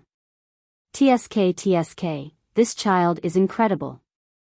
Another young man clicked his tongue in wonder as he listened to the ferocious beast's scream echoing in the night. He was very curious about the child. All right, let's all go and rest. The middle-aged man scolded and walked around with his hands behind his back. He resisted the urge to take a look and sat down beside the elder. They spent the entire night in the midst of the faint roars of beasts. Surprisingly, other than the movements on that side, there was no movement on their side at all. Originally, they were worried that the smell of blood at night would attract other fierce beasts. However, they guarded against it until dawn and did not see a single fierce beast attacking them. At daybreak, Hauer had already gone to another area. There were no more beasts in this area. Even if there were some fish that escaped the net, they were scared away and didn't dare to stay in this area. He couldn't catch anything here anymore, so he could only change places. When the people of the Sky Sun sect woke up the next day, they inexplicably felt that the forest in this area had become even quieter. They couldn't even hear a single beast roar. This feeling made them feel inexplicably strange. Chapter 47-24.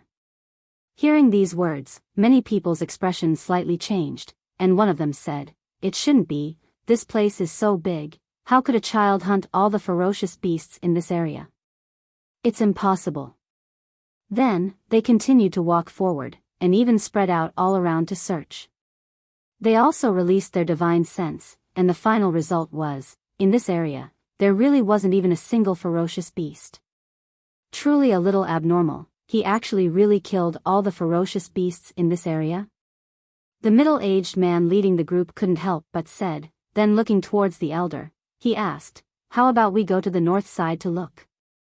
The elder pondered for a long time, then said, "We can only do this, let's go." So, everyone walked towards the north side. Next day evening, after Hauer saw that his crystallic nucleus was enough, he also tidied up a bit, and after sending a message to his elder brother, he also left the forest by himself. And at this time, on the other side, Yu and Lin Yang also arrived at a small town. Looking at Lin Yang, who was gasping for breath, Yu said while beaming with smiles, "You have to practice more, you can't run as fast as me. If someone wants to kill you, you won't be able to escape with this kind of speed." Lin Yang gasped for breath, then raised his sleeve to wipe his sweat. Because he was constantly rushing all the way, moreover he was chasing her from behind, so walking was even more tiring. It's because your speed is too fast." His speed was already considered as fast among his peers, but compared to her, he was instantly turned into dregs. But after getting along with her for these few days, he also knew that not only her speed was fast, her skill was also astonishing, so he basically couldn't treat her as an ordinary child. Let's go and eat something first. The sky is also getting dark, today we will find a place to rest, and tomorrow we can also go separately," she said while beaming with smiles. "I want to be the first one to return to the mountain, the first one to return will have a reward." Lin Yang followed her towards the small town, and after they found a place to eat something, they went to the inn to rest. Next morning, while Yu was eating steaming hot meat buns, she saw Lin Yang walking over. "Yinchi, I have to go, will we meet again in the future?" Lin Yang looked at her, his little face had reluctance to part. Yu shook her head and said, "I don't know, but I feel that there shouldn't be much chance to meet, because my master usually doesn't let us go down the mountain." As she spoke, she ate the bun and chewed like a little squirrel. She looked at him and asked, "Do you want to eat a bun? I'll treat you to it, or you can eat it on the way." As soon as she finished speaking, she looked around and called the waiter over. She had him fill up 2 steamers with buns and give them to him. "Take them. You have to live well. Don't die. Remember what I told you." Lin Yang lowered his head and looked at the bag of buns that she stuffed over, his eyes slightly red. I will definitely live, I will not forget what you said. He sniffed and said, then I will go, take care of yourself. All right. Yu seemed as if she was heartless and didn't have the slightest bit of feeling of reluctance to part. As before, she was all smiles while looking at him. Chapter 47-25. Early in the morning, she had asked the waiter, and had also inquired about the route. Calculating her walking distance, if there was no delay or any accident, then she would be able to walk back to Cloud Sky Mountain in 10 days. She was actually not worried about Lin Yang, because she had told him to go to the town to hire some loose cultivators or mercenaries to protect him on the way. This way, he would naturally be a lot safer. Humming a small tune, she walked around the small town with brisk steps. She bought some food and put it in her space, and also bought some seeds. Only when it was close to noon, did she leave the small town and go towards the mountain path. Little girl, where did you come from? Why are you the only one here?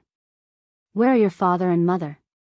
Seeing this little girl, several loose cultivators who were leisurely riding their contracted beasts on the mountain path couldn't help but be flabbergasted. Yu raised her head and looked at them, then revealing a pure and harmless smile, she mysteriously said, I am not alone. Hearing these words, several loose cultivators were startled, then looking at each other, they looked towards the surroundings.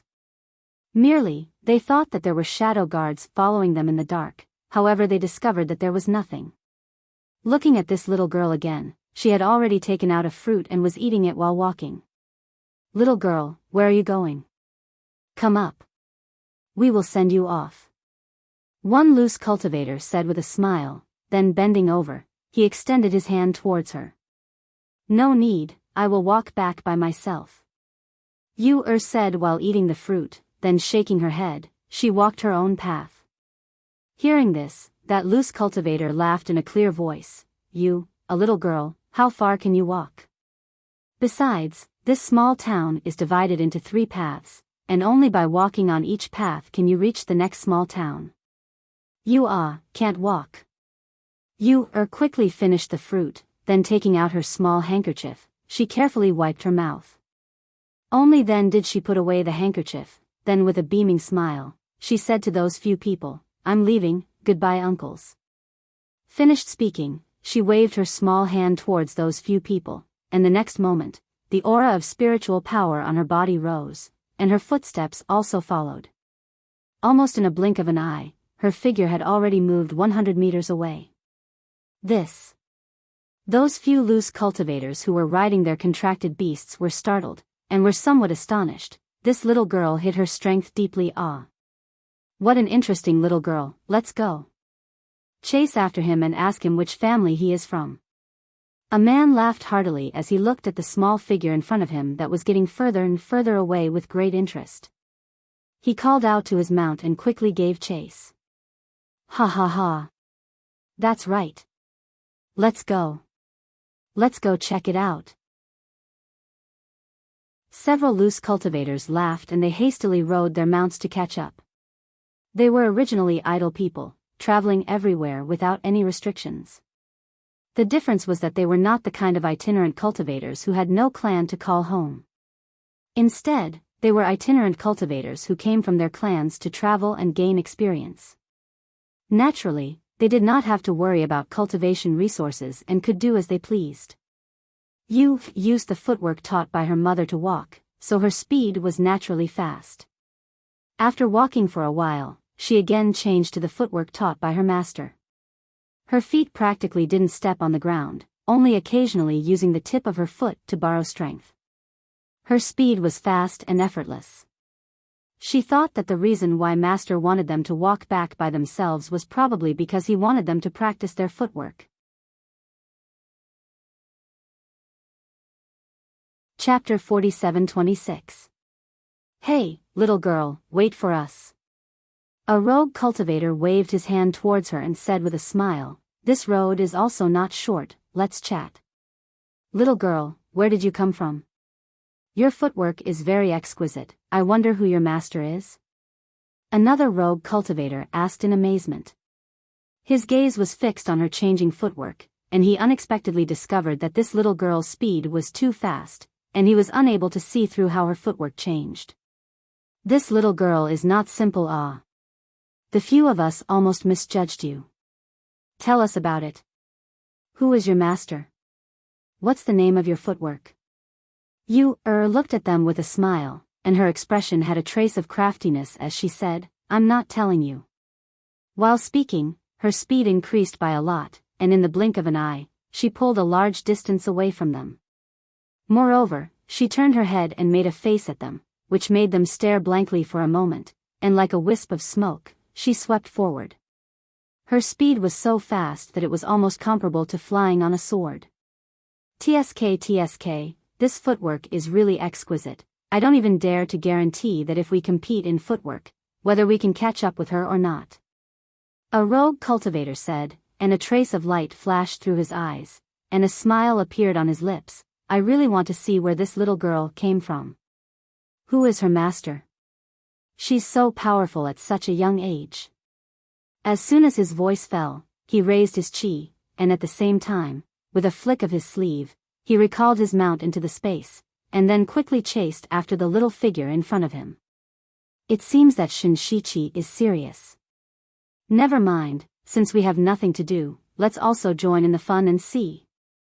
Another person said with a smile, and also recalled his contracted beast, and then raised his chi and chased after the little girl. In terms of footwork, they naturally weren't as exquisite as that little girl, but their cultivation was higher than her, and in terms of speed, they still had the upper hand. Not long after, several people caught up with the little girl's footsteps, but didn't overtake her, and just followed beside her, carefully sizing her up. After sizing her up, a trace of surprise flashed through their eyes. Previously, they didn't pay much attention to her, and only knew that this little girl's appearance was delicate and pretty, but now that they carefully sized her up, they discovered that her appearance had been tampered with. Someone should have used a technique to cover her original appearance, and now this delicate and pretty little face might not be her real appearance. Several people were surprised in their hearts. It seemed that this little girl had some background, and was also very mysterious.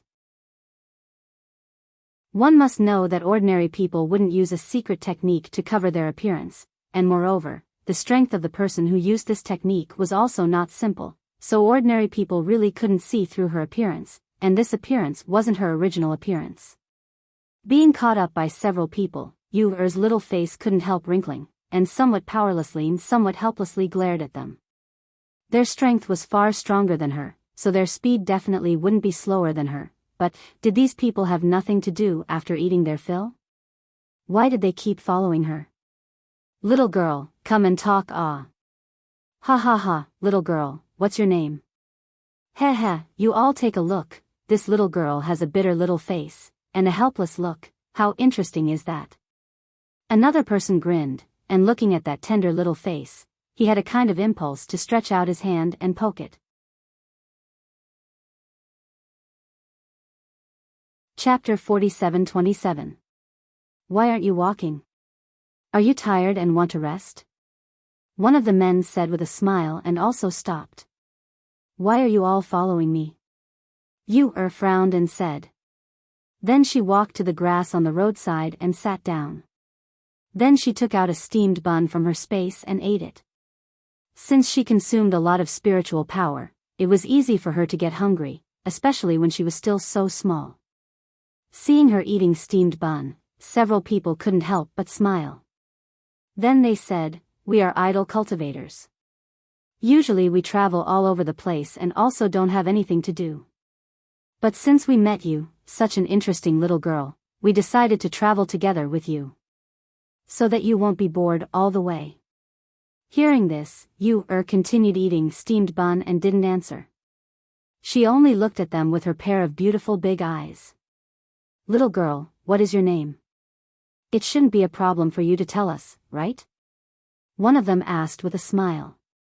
After Yuer swallowed the steamed bun, she slowly said, originally, it doesn't matter if I tell you my name, but you all don't look like good people. My mother said that when we are outside, if people we don't know ask for our name, we can't tell them. Hearing this, several people were startled for a moment. Then they looked at each other with strange expression. Do we look like bad people? Bad people don't write their name on their face. You, continued to speak. Then she glanced at them and said, moreover, you all have been following me. It is very suspicious. You all shouldn't be kidnapping and selling children, right? While speaking, her small face also showed a touch of fear. Ha ha ha ha ha, you little girl are really interesting. That man called Shinshichi raised his head and laughed. He looked very happy and said with interest, you don't need to worry, we are really not bad people. My surname is Shen, and I am the 17th child in my family. So my friends outside all call me Shinshichi. Little girl, what about you? Shichi. You, blinked her eyes and said, I used to have a bodyguard. He was also called Shichi. Oh. It seems we are quite fated. He laughed. Then looking at her, he continued to ask, then what about you? What is your name? It shouldn't be a problem for you to tell us your name, right? You, stared at them. Finally, after thinking for a bit, she said, my name is Yunqi. My master named me Yunqi. Ha ha ha, you see what I said? Didn't I say we were fated? I'm 17 and you're little 7. He chuckled and looked at her. With a friendly and familiar look, he continued to ask, little 7, what is your master's name? You, glanced at him, then stuffing a steamed bun into her mouth, she shook her head and said, my master's name can't be casually spoken, it will scare people to death. Want to inquire about her master's name? She wasn't going to tell them. When they heard this, they looked at each other and laughed. One of them said, it's okay. We're very brave. We won't be scared easily. Who knows, we might even know your master. You, continued to eat steamed buns, and after eating several in a row, seeing there were still few left, she put them away, then standing up, she looked at them and said with a beaming smile, I am not a 3-year-old child, I said I won't tell you, so I won't tell you. Even if you coax me, it's useless. As soon as she finished speaking, her figure flashed a few meters away. She made a face at them with a sly smile on her small face. I'm leaving. You guys can rest here for a while. Chapter 47-28. When they saw the little girl dashing off into the distance, they raised the spiritual power in their bodies and wanted to chase after her. However, they felt dizzy, and even their bodies swayed for a moment. This is the lowest level soft muscle powder. One of them opened his eyes wide, as if he didn't dare to believe that little girl actually took advantage of them not paying attention to use medicine. The complexion of another person turned black, then sitting down cross-legged and regulating his chi, he said, how could it be the lowest level soft muscle powder? That kind of medicine basically doesn't have the slightest bit of effect on us cultivators. This medicine is improved by Jing Qi. Others also sat down cross-legged, and Shinshichi sighed, truly careless awe. When did that little girl take action? Unexpectedly none of us sensed it. What are you still talking about? Quickly force out the medicine, then chase after that little girl and properly deal with her. Another person said, then closing his eyes and regulating his chi, he forced out the medicine from his body. With their cultivation, they could force out the medicine from their body in less than half an incense stick's time. As long as they recovered, catching up with that little girl was only a matter of time. Originally they were just idle and bored, and wanted to tease her to play, so they curiously followed her and wanted to ask her in the end what kind of clan did she come from. She was actually taught so well, or perhaps, who was her master. Because of this, they were curious about her extraordinary footwork at such a young age. And now, this little girl used such a move, so they really wanted to catch her. And you, who had left first, only after she turned her head and couldn't see those few people, then lightly exhaled and patted her chest. Her strength wasn't as strong as theirs, so she also couldn't outrun them, so she could only think of a way to make them unable to catch up. Merely, the cultivation of those few people seemed to be very powerful, so she didn't dare to take out too powerful medicine, fearing that they would sense it. So she could only use that colorless and odorless medicine to fight for some time to escape. They will definitely catch up. If they catch up, then it will be troublesome. While she was unceasingly moving, she used her footwork to the fastest speed. She stopped when she came to a junction in front of her. There were two paths in front of her. One was straight, and the other was left. Originally, she wanted to take the straight path, but if she took the left path, she would have to take a detour. If she took the left path, she would have to take another detour in order to return to Cloud Sky Mountain. Thus, she would have to spend more time on the journey. She bit her lip and looked at the two paths in front of her. Finally, she gritted her teeth and chose one of them. When the few people behind him caught up, they stopped at the intersection of the three forks. There are two paths here. Which one will the little girl take? One of them asked. It should be straight, right? The road on the left is the way back. That little girl probably won't go back, so I think she should go straight ahead. One of them said and pointed to the road in that direction. You're right, but this little girl is a little mischievous and scheming. She really can't be treated as an ordinary child. You think she'll leave, but who knows, she might do the opposite. Shinshichi said as he stroked his chin and pondered. Chapter 47-29. There are footprints on the ground. That little girl should have stopped here before. One of them noticed the footprints on the ground and laughed. Look, these footprints are towards the left road. It seems that this little girl really ran back. Ha ha ha ha ha, she is smart. She really is a child. She didn't even erase her footprints and left a trace for us. Let's go. Let's catch up with this little girl. It's been a long time since I met such a fun little girl. Shinshichi laughed and chased towards the left road. At this moment, was indeed on the left side of this road, merely, she wasn't running wildly on this road, rather found a concealed place to hide her aura, and at the same time, she was watching in the dark to see whether those few people had chased after her from this road or not. After a while, when she saw those people talking and laughing as they ran along the mountain path and chased after the road, her eyes couldn't help but overflow with a smile. Her face was like a little fox's sneaky smile. She quietly lay on the ground and didn't move. Instead, she waited for those people's figures to disappear from her sight. Then she quickly got up and turned back. Returning to the three-pronged road, she went straight. She wanted to be the first one to return to the mountain before her two brothers. Naturally, she couldn't choose a road that was too time-consuming. So she could only deceive them and then turn back. As long as she passed through this road and reached the small town in front, the main road would be separated. Then, it would be difficult for them to catch up with her. Thinking of this, she quickened her pace. Because if they chased for a long distance and didn't see her, perhaps they would react. On this side, Yuer's little heart was beating fast. She was nervous and excited as she ran for her life. On the other side, after Mu Qin came out of the forest, he also walked along the mountain road. Relatively speaking, he didn't meet anyone during this time and didn't encounter any troublesome matters. Plus, he was usually a person of few words. So, he didn't feel anything when he didn't speak for 10 days to half a month. Their master threw them here. Even if they came out of the forest, the three of them would take different paths back. Therefore, there wouldn't be anything like meeting each other on the road.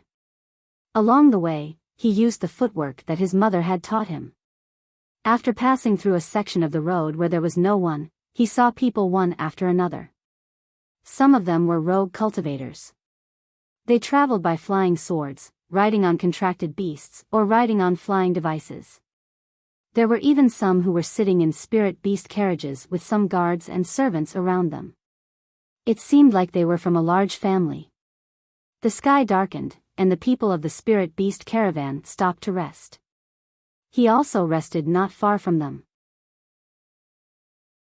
At the very least, he wouldn't encounter any danger if he followed the spirit beast carriages. In the spirit beast carriage that had stopped to rest, a pair of slender jade-like hands lifted the curtain.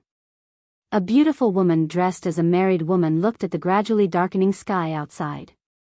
Just as she was about to put down the curtain, she caught a glimpse of a small figure behind the spirit beast. A trace of surprise flashed through her eyes. She leaned close to the window and looked back. When she saw that it was only a small child, she couldn't help but be startled. "Take this pastry to the child." The beautiful woman's gentle voice rang out. At the same time, she handed a plate of exquisite pastries to the maidservant beside her.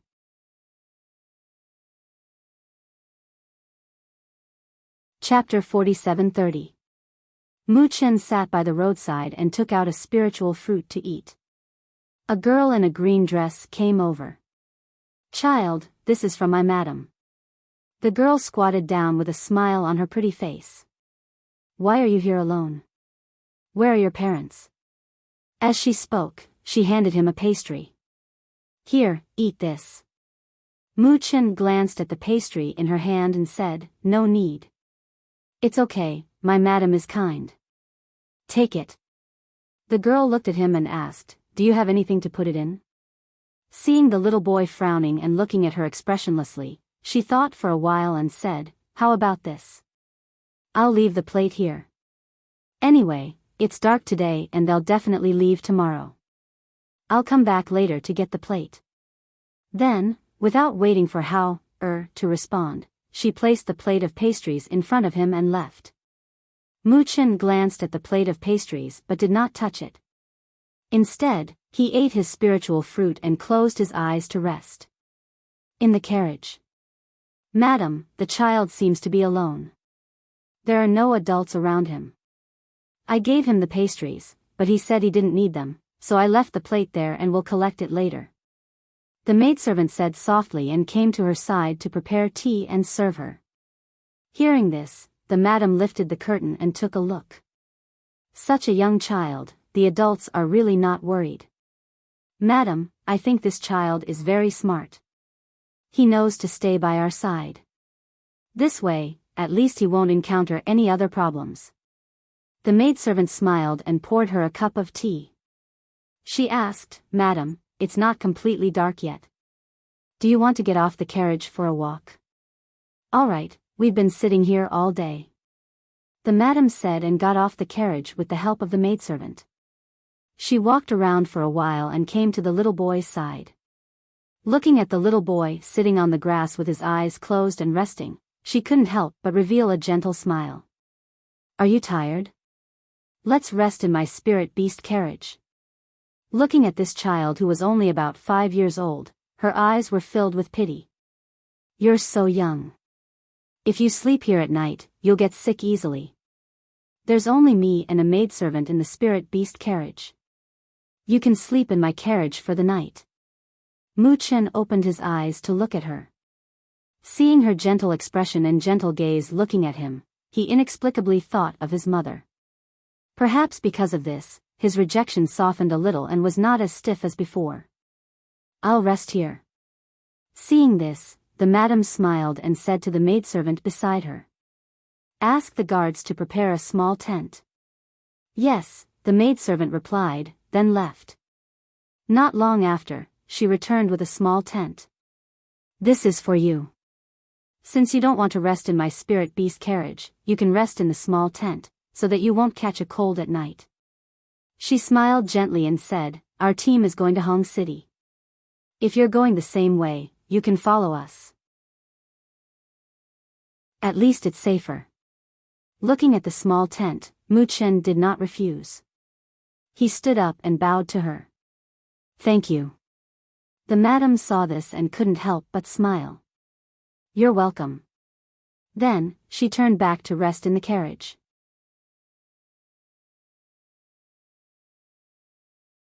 Chapter 47:31. Although he was young, he had experienced a lot. Especially after staying in the forest for more than 10 days, he knew how dangerous it was outside at night. Thus, even if he wanted to sleep at night, he didn't dare to sleep too deeply. Tonight, it was quiet outside. Not even the sound of insects could be heard in the air. Something was not right. He quietly exited the small tent. As soon as he exited the tent, he smelled a faint scent in the air. He frowned and used the moonlight to scan the surroundings. He saw that the people of the caravan, other than the 4 who were on night watch, were all sleeping soundly. The few who were on night watch were walking around and yawning from time to time, looking listless. Something's not right. Mu Chen's little face tensed up. Even if he was not an expert in medicine, he knew that the faint scent in the air was not right. He looked at the spirit beast carriage parked by the side of the mountain road. Without thinking, he knew that someone was trying to kill the madam. Just as he was thinking about it, he saw a guard who was sleeping by the bonfire secretly throw something into the fire. As he threw something into the fire, the smell in the air seemed to become thicker. Seeing this, Mu Chen's heart sank. It seems that this is a collaboration between the inside and the outside to kill the madam. Not only was there a problem with this guard, there should be an assassin lying in ambush not far away. Otherwise, it would be impossible to not hear the sound of insects in the trees and bushes along the mountain road. It was reasonable to say that he should quietly avoid this kind of thing so as to avoid getting into trouble.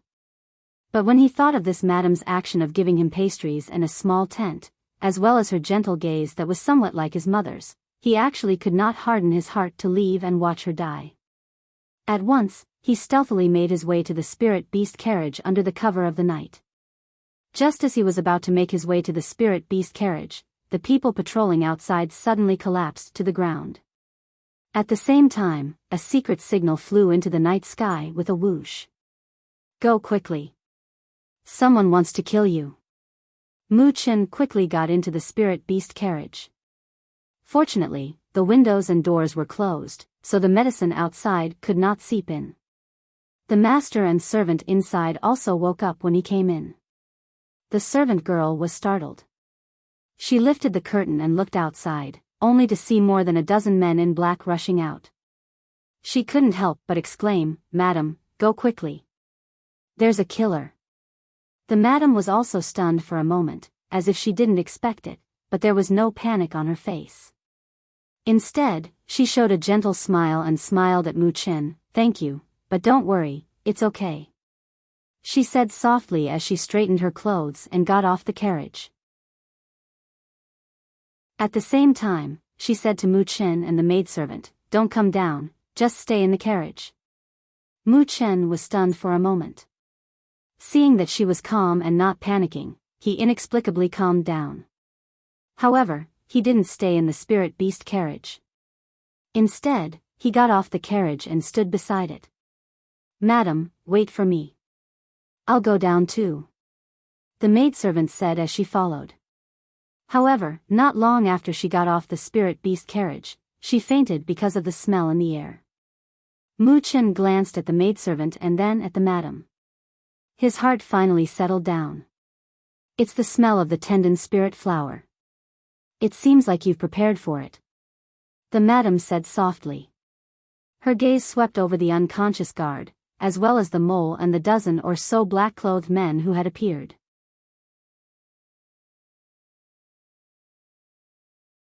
Chapter 47-32. The young lady looked up at the man and asked, "Who sent you to kill me?" "Ha! Go to hell and ask," the leader sneered. With a wave of his hand, more than a dozen men in black rushed towards the lady. As the murderous aura surged from their bodies, a powerful pressure also spread in the air. The fierce murderous aura was very bloodthirsty, whistling through the surroundings like sharp knives. "Move aside," the lady said to Mu Chen, and in the next moment, a spinning crescent moon appeared in her hand. When the crescent moon appeared in her hand, the leader's eyes narrowed. 7-star crescent moon blade. You're Chi-Yu," the leader exclaimed in shock, fear in his eyes.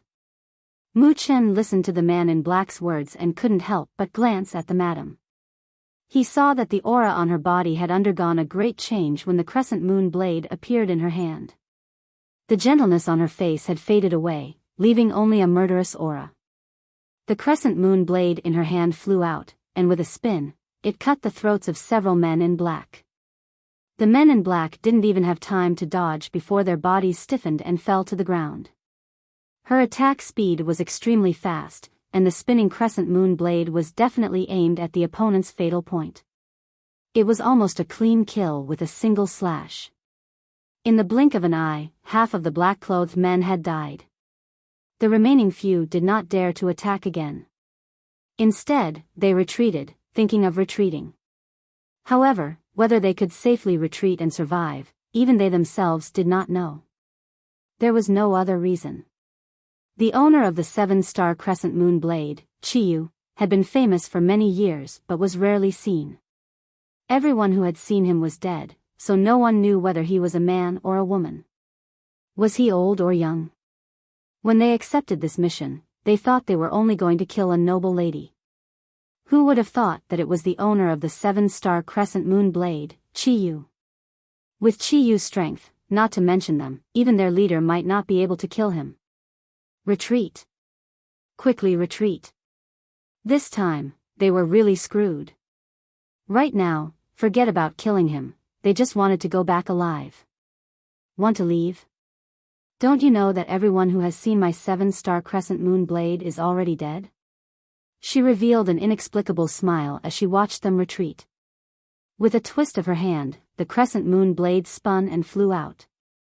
At the same time, she flew towards the leader of the group. Mu Chen's eyelids twitched at her words, but he remained standing still. He watched her use her absolute strength to easily kill the dozen or so black-robed men and the traitorous guard. Only the leader was left alive. Mu Chen grabbed his chin and crippled his cultivation. Then, she reached out a finger and gently touched the man's forehead.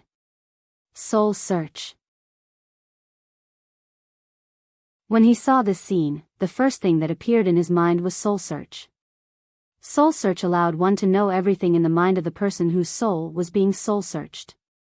However, this method was rather extreme, and ordinary cultivators wouldn't use it rashly.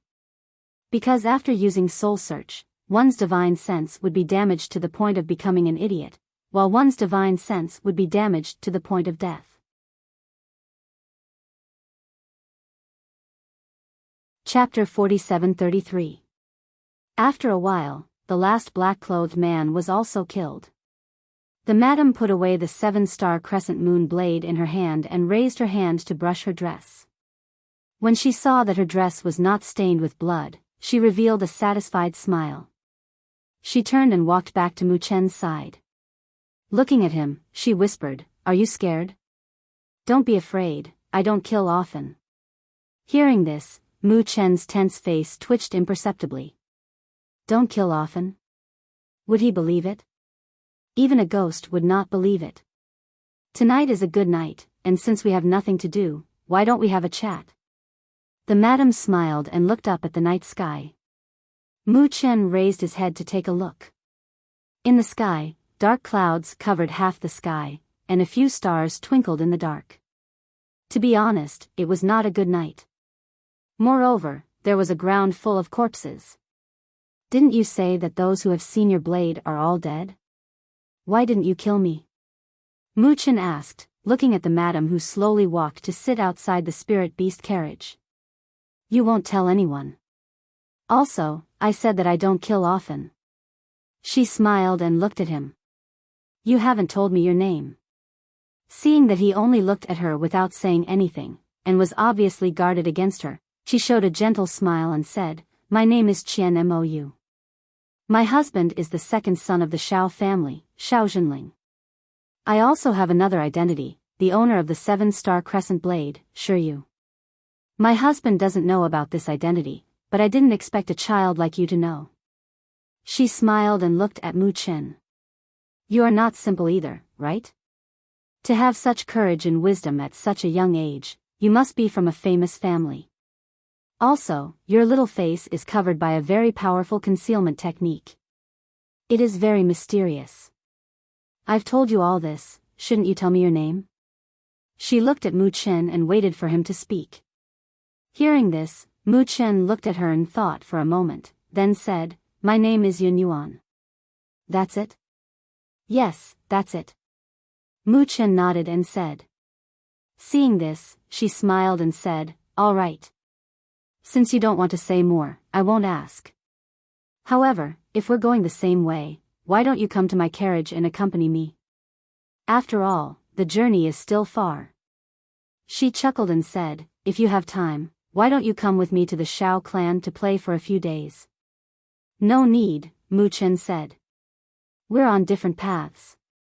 All right. Then you come with me to the carriage to sleep for a while. We'll make plans tomorrow morning. As she spoke, she brought the unconscious maidservant back to the carriage and let Mu Chen in. Are we just going to leave the corpses there? And they're still unconscious. Don't we need to care about them? Mu Chen asked. Just leave it there. We'll deal with it when they wake up tomorrow. She smiled and said, in their eyes, I'm only the wife of the Shao family's second master and not some powerful figure. If I were to deal with them or wake them up, it would be even more troublesome to explain later.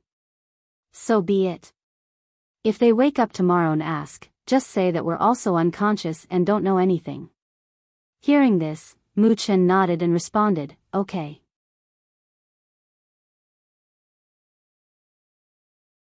Chapter 47-34. He sat in the spirit beast carriage and listened to the madam talking to the guards outside. She was talking about an attack by men in black in the middle of the night. She got out of the carriage to investigate, only to find out that a mysterious master had appeared and saved them. However, she somehow fell asleep and did not know what happened after that. Perhaps it was because they didn't lose anything and the assassins in black were all dead. Therefore, after the guards dealt with the corpses on the ground, they prepared to continue their journey. Mu Chen alighted from the carriage and saluted the madam. Thank you for taking care of me, but I have to go now. I can't travel with you. Seeing this, the madam only looked at him and said, then be careful on the road. We will meet again in the future. Mu Chen replied and glanced at her. Then, he quickly left the place alone. Seeing the child leave, the maid could not help but say, Madam, this child's footwork looks very exquisite and his speed is also very fast. I think it will be difficult for us to catch up with him. That child is not a simple character to begin with. The madam smiled happily. I didn't expect to meet such an interesting child on this trip. It's a pity that the time we spent together was too short. Perhaps you will meet him again in the future? The maid smiled and said, Madam, you should sleep for a while more.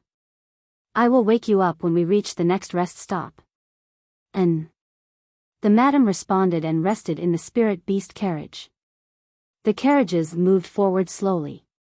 Because of last night's incident, everyone was 120% alert today and did not dare to slack or relax. A few days later, Hao, who was in the forest, finally collected all the crystal cores. After he sent the news to his younger siblings, he went to find the way out of the forest.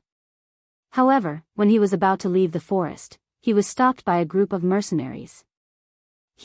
Boy, you must have collected a lot of crystal cores these days, right? Hand them over obediently and call us Grandpa, and we will let you pass. A man with a large saber on his shoulder revealed a greedy look. He stared at Hao with a sinister gaze. Hao stopped in his tracks. There was no expression on his cold little face, not even the slightest bit of fear. He turned slightly to the side and glanced at the Sky Sun sect team that had been following him. When he saw that they were hiding behind the trees and didn't seem like they were going to reveal themselves, his heart trembled slightly and his mind began to spin rapidly. Behind them, the hidden group watched the scene unfold. Some of the disciples' expressions changed slightly, as if they couldn't bear to see it happen. However, most of them were waiting to watch a good show. Elder, are we really not going to help?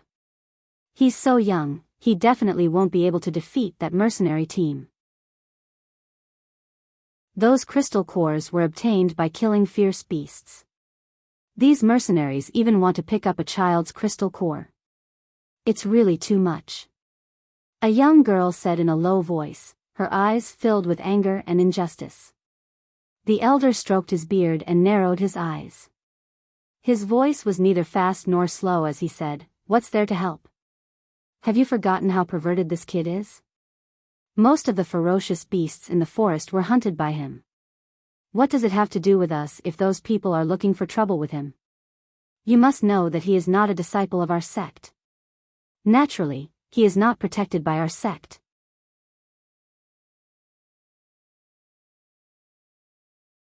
Chapter 47-35.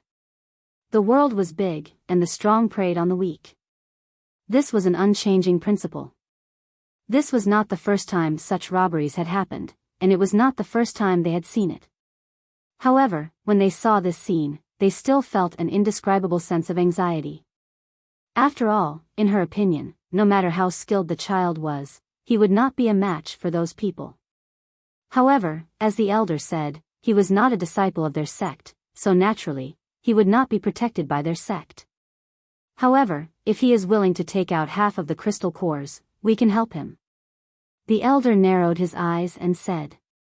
Hearing this, the young girl was stunned. She immediately walked forward and shouted, "Hey, child, our elder said that if you take out half of the crystal cores as a reward, he can protect you and leave safely. What nonsense are you talking about?" The elder glared at the young girl in embarrassment and said, "Come back, don't meddle in other people's business." It was true that he wanted the crystal core, but this crystal core couldn't be taken just like that. Otherwise, if he took this child's crystal core today, his reputation would naturally be damaged tomorrow. Moreover, he didn't know which sect this child belonged to, so why would he be so free to meddle in other people's business? Hao glanced back and did not say a word. He only held the dagger in his hand and looked at the 20 to 30 mercenaries in front of him. "Come over if you want to die." Ha ha ha ha ha. How arrogant. When the mercenaries saw this, they could not help but raise their heads and laugh loudly. When one of them saw this, he rolled up his sleeves and walked forward. He looked at the small Hao with disdain and said, "I think you are the one who is tired of living, right? Even if you are good at killing ferocious beasts, you want to fight with us? You are still too inexperienced." As soon as he finished speaking, he took a big step forward and grabbed Hao with his big hand. "Let me see how much you are worth." Hao stared at his movements. When he saw the big hand grabbing towards his lapel, a cold look flashed across his eyes. In the next moment, his figure moved in an instant and the dagger in his hand slashed upwards. Sharp cold light refracted out, and a swift and fierce chi blade accompanied by the mercenaries' blood-curdling screams resounded. "Ah! My hand!" The mercenary staggered back, one hand clutching his bleeding wrist. His other hand was still twitching slightly. The smell of blood permeated the air, and the mercenaries who smelled the blood and saw the scene were all filled with murderous intent. The leader of the mercenaries stared at Hao and said coldly, "I've already told you that this brat has some skills. Don't underestimate him," but you didn't listen. Those mercenaries stared at Hao, and the more they looked, the angrier they became. Who would have thought that such a brat would have such skills? "The two of you go up. Be careful. I don't believe that we need so many people to deal with a little brat." "Yes." The two mercenaries who were signaled to step forward responded with an excited look on their faces. They stared at Hao for a while and said with a creepy voice, "This child's skin and flesh should be tender. I wonder if we can directly tear off his hands and feet if we tear him apart? He's just a little brat. What can he do? Watch me. I'll capture him within 3 moves. You're tuning into the Dreamy Chapters YouTube channel. We're so grateful for your support, and don't forget to subscribe to join us on this incredible journey through captivating stories. Your generosity through donations truly makes a world of difference, as it's the primary source of revenue that allows me to expand and enhance this channel for you. Thank you from the bottom of my heart for being a part of this adventure.